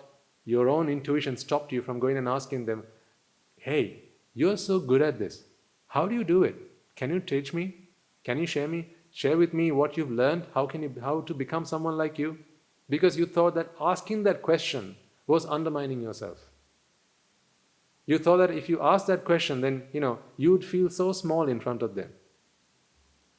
So you never bothered to go and ask that question. You always pretended to be better than them. There may be people in your workplace, right? They are more proficient in whatever they do than you, more skilled, more talented. All you got to do is go and ask them, how do you become so good at what you do? How come you're such a good speaker? If you see successful people, the best way to become successful is what? Go and ask someone who's successful how they did that, and then they'll teach you how. Isn't that what you come here for? Swaminatha, teach us how you have achieved happiness, so that we can learn and do that. But this seems okay because socially it is accepted, right? That the lay people would go and speak to monastics and learn from them. But where socially it becomes unacceptable, socially it's not the norm, then people feel this feeling of inadequacy if they have to ever do that. But that's such a wrong attitude to have. For as long as you have that attitude, you're never going to be able to progress. I've seen sometimes there are some Swaminahanses who are really good in the Valley model. Sometimes they can sit for hours at a stretch in meditation. I have seen some Swaminahanses, some Anagarika Mahatyas, go and talk to them. If someone comes and tells me, Swaminatha, I want to be able to meditate better than I do now. How can I be better at this? Well, simple. Go and ask someone who does it well. And they'll teach you how to do it. That's all you got to do. But if your ego gets the better of you, if you don't like to eat humble pie in front of somebody else, now who are you disadvantaging by doing that? You and you alone. Never be that guy. Because then you stick out like a sore thumb. Everyone else is out there, they're going to get help from others, right? finding their rightful place and getting help from each one of them. If you become someone who pretends to be better than everybody else and goes and stand up here, nobody cares. You look like that naked emperor. You think you're fully clothed and you look royal, but ask someone else. Everybody else sees your nakedness. That is the truth. So whenever you feel like a zero, there will be times you feel that way. Whenever you feel like a zero, just convince yourself, all you need to do is go and find the rightful place to stand. Go and ask other people, they'll help you do that. Right, so I've given you one task to do, which involves look up, live, right? Just live. You are okay doing that, right? Live. But live life through the lens of Dhamma. Anytime you feel that you're vexing, you're annoyed, something's upsetting you, ask yourself, am I clinging on to these aggregates? Which you will be. Is there a setting, is there a separate way that I have set for myself? Is there a my way here that I'm looking for? That your way is what is causing you this anger, this frustration, this annoyance. It's not the outside world that ever brought you pain, folks. That is the lay attitude that will keep you from attaining Nibbana. Break free from that. Sometimes people tell me, Swaminatha, I want to become a monk. Please help me. But I have some challenges, right? Duties, obligations, what can I do? Sometimes we sit down with them and we talk through them, right? We say, right, bring your family, bring your spouses, and we talk. Are you okay to allow this young man or this young lady to fulfill her path and fulfill her destiny? And typically, there will be times when they are okay with that. And then when all things are done and dusted and all problems are settled, they'll still say, but I think I need a few more months. I think I need another few weeks. I think I need another 6 months or so to make my mind up. See, that attitude is the lay attitude. When everything is working is in your favor, when everything has been set, lined up, and you have a clear path ahead of you, but inside you still can't make that, you still can't take that decision. You still can't make that step forward. There is a lay attitude about you that sits between you and Nibbana. That's why Guru Swami Maharaj says, right? He asked this question. Yeah? My point is, for as long as there's a lay attitude, you can't attain Nibbana. A lay attitude is basically this feeling that it's the outside world, this life as a monk, that is going to cause me suffering. I need my mother with me, I need my father with me, I need my wife with me, I need my children with me, I need my friends with me, I need my car, I need my house, I need my wealth, I need my restaurant, I need my lifestyle. These things are what make me happy and I'm not willing to change. That is the lay attitude. That attitude can never attain Nibbana. I'm not saying that that person can never attain Nibbana. I'm saying with that attitude, Nibbana is a million miles away. The moment that attitude changes, you are on the fast track to Nibbana. Even if one day I feel that this lifestyle, or this is the problem, or I need to go into the forest, into a cave and start meditating there away from everyone else here, again I've gone into a lay attitude. Because that is not Nibbana. If Rupa Vedana Sanya Sankhara Vijnana Nibbana, are there types of Rupa that is Nibbana and certain types of Rupa that is not Nibbana? No. The moment you do that, immediately you've separated the world, haven't you? That's why I said the other day, we are sometimes in the Valley Malu, and they put up a gig somewhere in town, right? And we hear the music. Sometimes, throughout the night until the early hours in the morning, there's music. So now if I were to say, how can you meditate with that music on? I don't like that music. Again, what I've done? What I've done is, I've got one of these, yeah? And now silence is the configuration that I have. Yeah? So now my Rupa is like this. This is the configuration for what? Silence. So now if anything else but silence comes in, friction. Nibbana is not silence. Nibbana is rupa, Nibbana is vedana, Nibbana is sanya, sankhara and vijnana. You eat your Nibbana. You devour your Nibbana. Because rupa on its own is Nibbana, folks. As I said, this is Nibbana, see? This is Nibbana on its own, this is Nibbana. But you devour your Nibbana. You cannibalize it. You do that by not allowing any type of rupa to pass through. You set a certain type of rupa. I only want this kind of rupa. Immediately as you do that, now that very step, that very action is what has taken you out of Nibbana. Because now you've said, there's a way in this world that I want. This is your wanting. Yeah, we talked about wanting, remember? Ignorance is your blueprint for this. Okay, so this is the blueprint. Someone tells you, this is what's nice. So this is in your mind initially. Then attachment is your mental attachment to this. This is the configuration I want. And now next what happens is, you set this up in your mind. Now this is what you want. Now there's vexation. And the moment now your wanting is there, now only certain kinds of things can fit, others can't fit. So there's raga and there's dvesha. There's friction, there's affliction, and there's affection. These two things come into being now. So the only way to attain Nibbana, ekayano maggo, sattanam visuddhya.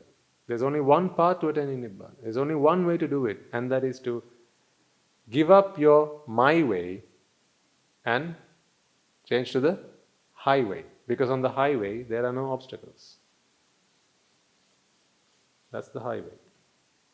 Any rupa goes, any vedana goes, any sanya goes, any sankhara goes, and any vijnana goes. I'm happy with anything. That way there's nothing in this world that can throw you out. Nothing in this world that can upset you. Sometimes people come, they spend with us for a few weeks, and they want to go. And you ask them, why do you want to go? They'll say, because I miss my job. I miss the work I used to do. I miss the friends that I used to be with. Right? What are they saying? I have my way. I have my way. What's coming now is not that. So I want not me to change, I want the outside experiences to change. I used to have my friends with me, and they used to fit in nicely, because that's the way I had. But now I see Swaminathan says, they don't fit here.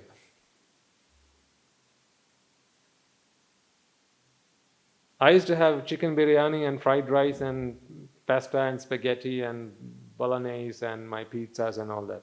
Those things used to fit here because that was my setting. I'm not prepared to change my setting. I don't like what they feed here. We just have rice and dal curry.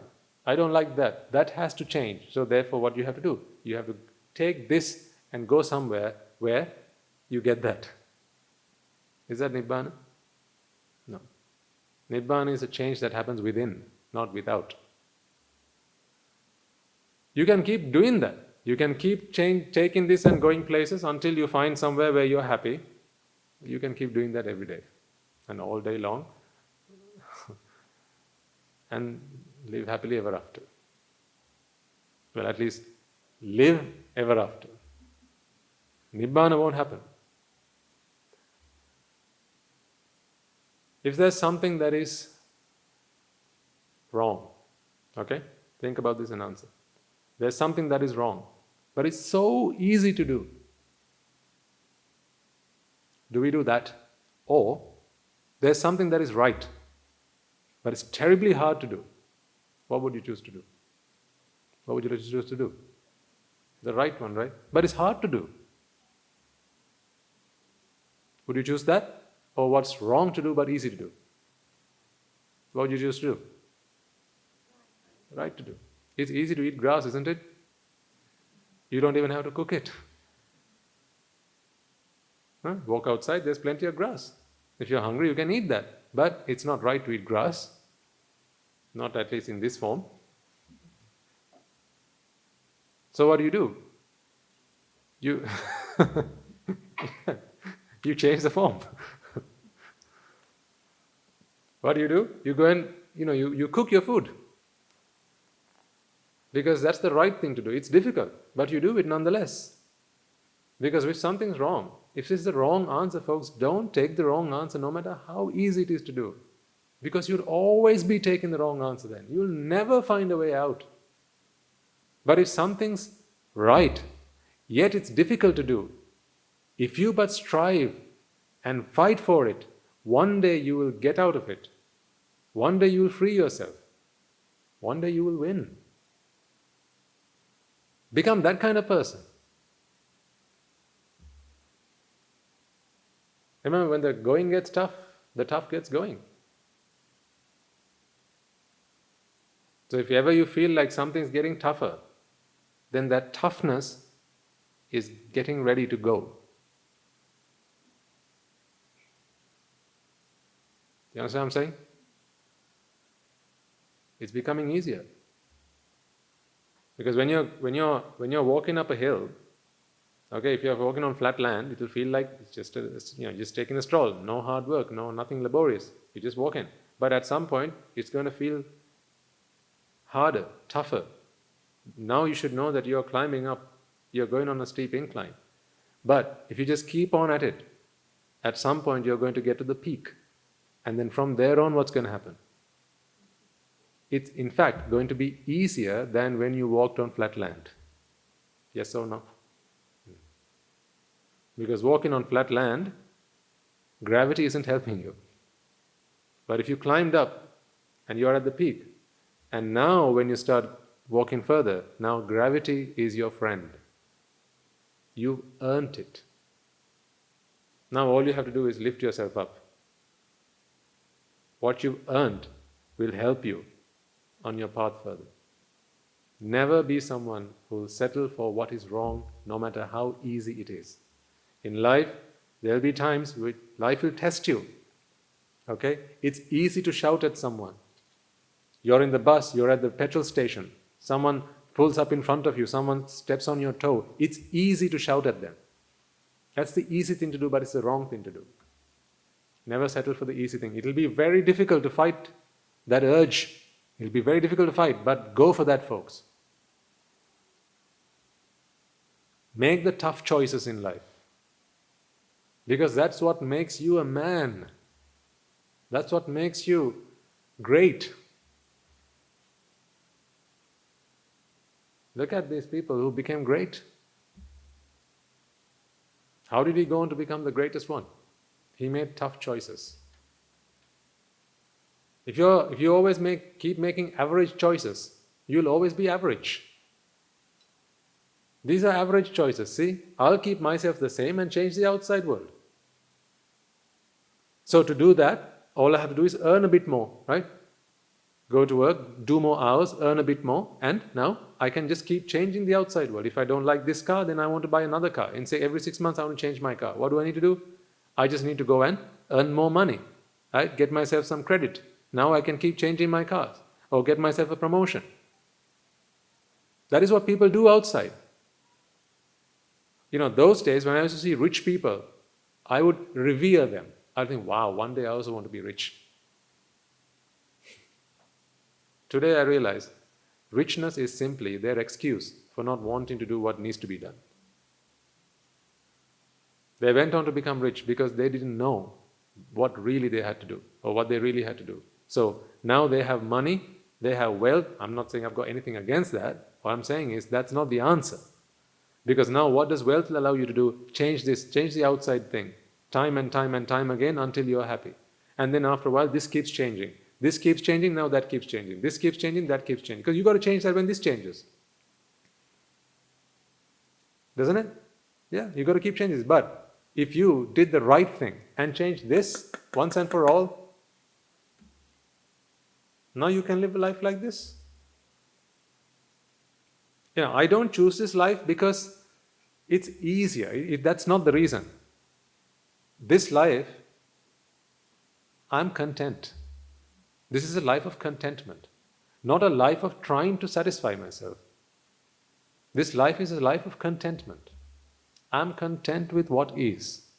Therefore, I don't need to strive to earn more, to acquire more, to build more, to grasp more.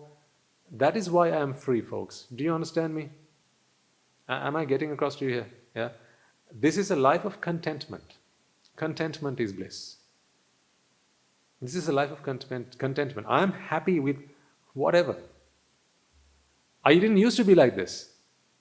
If you spoke to me, 6 years ago, 7 years ago, I was a very different person. Those days, I used to have my way. And I used to spend time with people who used to convince me that, there are other ways you could do it. They would always influence me. Every time you went out for a business meal or a drink or a social gathering, right? People would always convince you, there's another way you could do it. Here's another way, there's another car that's come out. There's another watch that's come out. Right? There's another type of housing that has come out. You should try that. Always feeding me with these configurations. So I kept on changing them, trying to be happy. And whenever that changed, this had to change. So you see, it's a never-ending rat race. This changes, then you go and change that. Then again this changes, then again you go and change that. And then this changes, again you go and change that.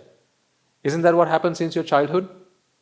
When you were in grade 5, the friends that you spent time with, they set this in some sort of configuration. Now, you had to go and achieve that to get it. Usually in childhood, they say education is the best thing you need to get. So, this was planted as education. Now, because here you had the configuration of education, therefore, you had to go out and get yourself an education. Then you got your education. Now, after you got your education, now you need higher education. After that, now you need a girlfriend. Right? Because someone came along and said, you need to have a girlfriend in life, otherwise, life isn't fun. Or you have to get a boyfriend, get yourself a partner, otherwise life isn't fun. So now again they set this setting for you. Now you have to go and get that. Once you got that, now you have to get yourself a job. And after you got yourself a job, now you got to get yourself a car. After you got yourself a car, you got to get yourself another car. Or you got to get yourself a house. Then, did it stop there? No, not a 3-room house, a 5-room house, a 6-room house, a 10-room house, 3 bedrooms, 6 bathrooms, and a terrace on top with a swimming pool and a badminton court, and an underground car park. See how things just keep on evolving? When they first had black and white screen TVs, someone came along and said, that's not the way to do it, you got to have it color. So what did you do? What did we all do after that? We tried to find a way to get ourselves a color TV. And then color TV we got for ourselves. And that was what? 20 inches. Then someone came along and said, nah, how's that? The latest is 32. Now what do? We went down and got ourselves a 32-inch. And then we got that and fitted at home. And then someone came along and said, 32? No, that's old-fashioned. It's now 60. Now what do? Now we went down and got the 60. When does this end? Never ends. Why? Because we constantly allow people to keep changing these configurations within our mind. And that simply puts us on this never-ending race. It's exhausting. But people don't stop. People can't stop. They can't stop because someone's constantly feeding this mind with rubbish. Unless this stops, this won't stop. It's like the carrot that is hung in front of the donkey. You can't stop. There's always the promise of satisfaction, of fulfillment, but it's never achieved. So you just keep on going, keep on going, keep on going, hoping one day you can achieve your satisfaction, but never to happen. That is why 20, 30, 40, 50, 60, 70 years on, you're still looking for happiness. You're still looking for it. That's why you're here. If you were happy, why did you come here? If you were happy living the lifestyle that you were, right? As wealthy as you might have been, as educated as you might have been, right? Professionals, right? respected individuals in society. Why are you here then? I didn't come to you, you came to me. And I have nothing that you have, except for my alms bowl and my 3 robes. I have nothing to my name, but you have everything. And yet you come here asking me, we are still not happy, Swami Nahanse, what do we do? I'm telling you, your approach, that lay attitude is what's wrong. What needs to happen is not going after these things. What needs to happen is get rid of these things. Let Rupa be. Let Vedana be. Let Sanya, Sankhara and Vijnana be. Let it be. Just let it be. Let whatever be. That is the monastic attitude. It is because of that attitude I can consider myself to be a monk. It's not my robe that makes me a monk. This is just a piece of cloth. And a shaved head. There are plenty of people out there with shaved heads.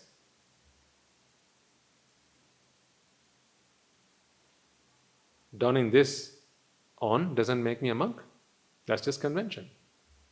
But I have an attitude that is different to the attitude I used to have. Today, if ever I'm upset or something annoys me, something bothers me, I never point the finger out. I know it's my own problem. I'm making it happen. That's what I want to be, because that is the right answer, folks. Do you not accept that? That is the right answer. So, no matter how difficult it is, isn't that what we should all be aiming for? Isn't that what we should all be striving for? If this is the last thing you should do, and the last thing you can do, shouldn't that be the last thing you should do? With your last breath, isn't that what you should be trying to do? Whereas changing this, it is so easy. Therefore, that's what we should do? No. But because it's the wrong thing to do, you'll never be happy that way. That's what I mean, we shouldn't insult our intelligence, right? We shouldn't insult our humanity, our human intelligence. We insult ourselves if we choose the easy path when we know it's the wrong thing to do. We are born humans with a brain and the ability to think and analyze and make informed decisions. We should make use of that without insulting that. By making the right decision, no matter how tough it is, do the right thing. Always and only do the right thing. Because the right thing, no matter how tough it is, will yield you the right result. The wrong thing, no matter how easy it is, will never yield you the right result. You will always go astray. Always go astray. So that's why I ask you, at least 3 occasions between now and next week, spot yourself where you are trying to find happiness from the outside, and then reconfigure yourself at that time, recalibrate yourself at that moment, and try and remember what Swami Nahanse taught you today. Am I not setting my way here, which is what is causing this problem? If only I was able to let go of that and let anything happen, then I would be fine. For that, contemplate on anicca. Because it's easier said than done, that I'll agree. But what is the done thing? What is it that you should do? It is your contemplation of anicca. Rupa is anicca. And if you don't accept that anicca nature, then what happens inside is dukkha, which is what's happening. So contemplate on that. And bring it along with you when you come next week. And our Swami Nahanse will be more than happy to help you. And even this afternoon, if you have examples that you would like to try out, how would I contemplate on this kind of situation? How would I contemplate on this particular kind of situation? Ask them. Because that is your opportunity to practically figure out how you practically apply the Dhamma. This may be a lot of theory here, but the practical application is what brings you results. Remember about the person who typesets all those books, How to Become a Millionaire. They've probably typeset 1 million books by now, but they're simply still earning their daily bread. Ever hopeful that one day I can become a millionaire. But they know all the content, they know the theory. What don't they do? Practice. It is practicing that will bring you results. Right, before I conclude, The discussion session today will be held in the new building, which is the Nevasagagar. Not in this place, because just for this week, because we have another program scheduled for the library building. So after lunch, for the discussions with the Swamin Wahanses, they'll be going there, so you can take yourself there after lunch, and that's where the program will be held today. Okay? Right. Let's take a moment to transfer the merits and conclude today's talk.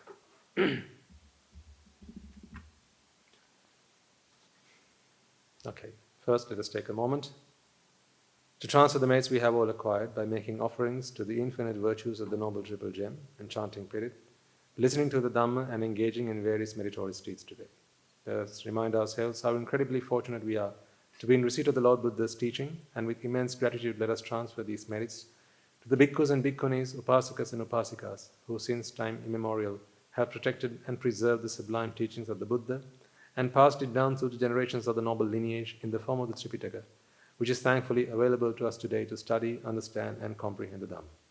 Let us transfer the merits we have all acquired to our members of the Mahasangha, present throughout the world, including the chief prelates of all of the chapters, who have dedicated their lives to the noble path and have committed themselves towards the betterment of all sentient beings.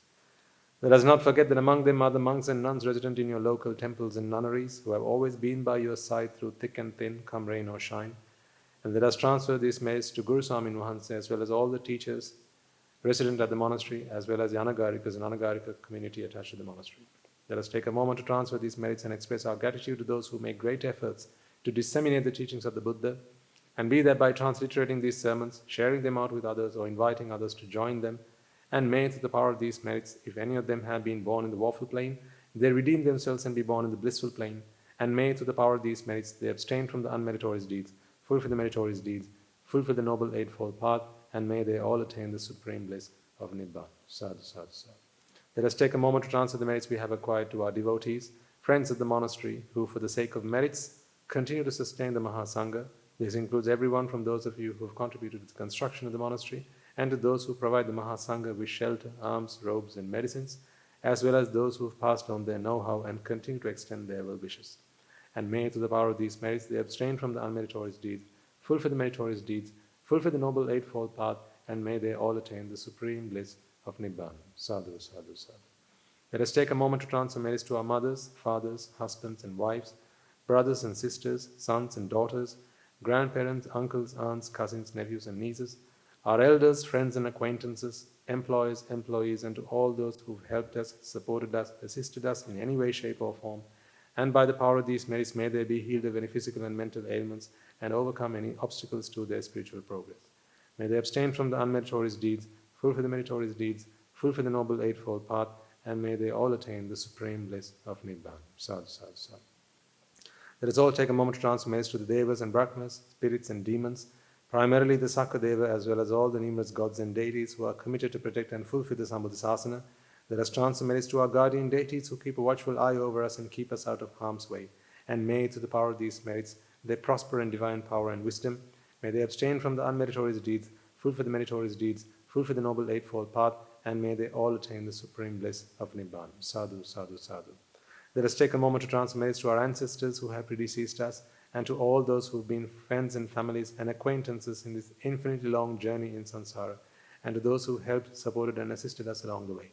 Let us transfer merits to the armed forces as well as the police force who sacrificed their lives to protect the peace and harmony of our nations, and may all those who lost their lives in the war, be their friend or foe, rejoice in the merits we have acquired today.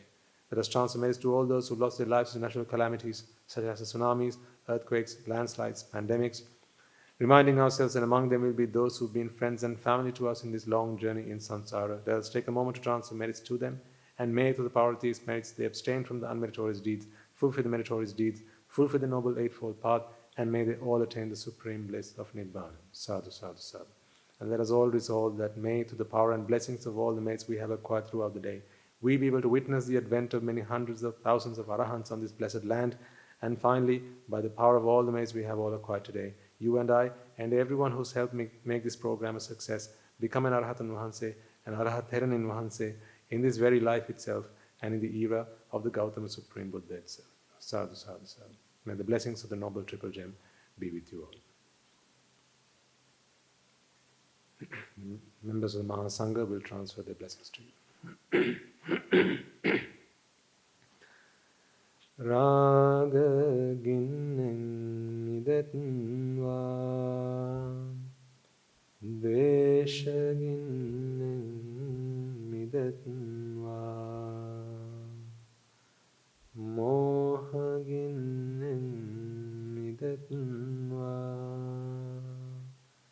Nibbana parama sukhayen Sukhitataratma Nibbana parama sukhayen Sukhitataratma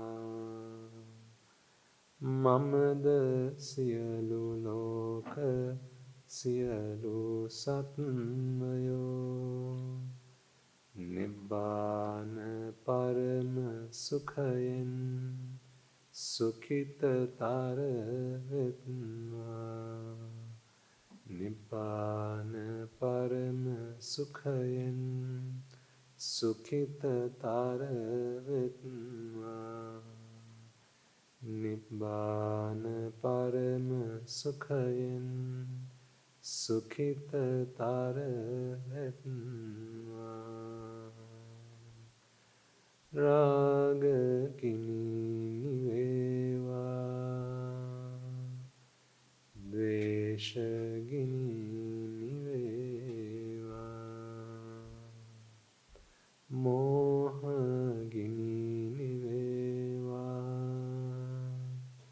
Nivan sapa labeva Nivan sapa labeva Nivan sapa labeva තුන්රුවන්ගේ සූසි අනන්ත මහා ගුණ බැලෙන් සියලු ලෝක සියලු සත්වයෝම නිබ්බාන පරම සුඛයෙන් සුඛිතර වෙත්වා. සාදු සාදු සාදු.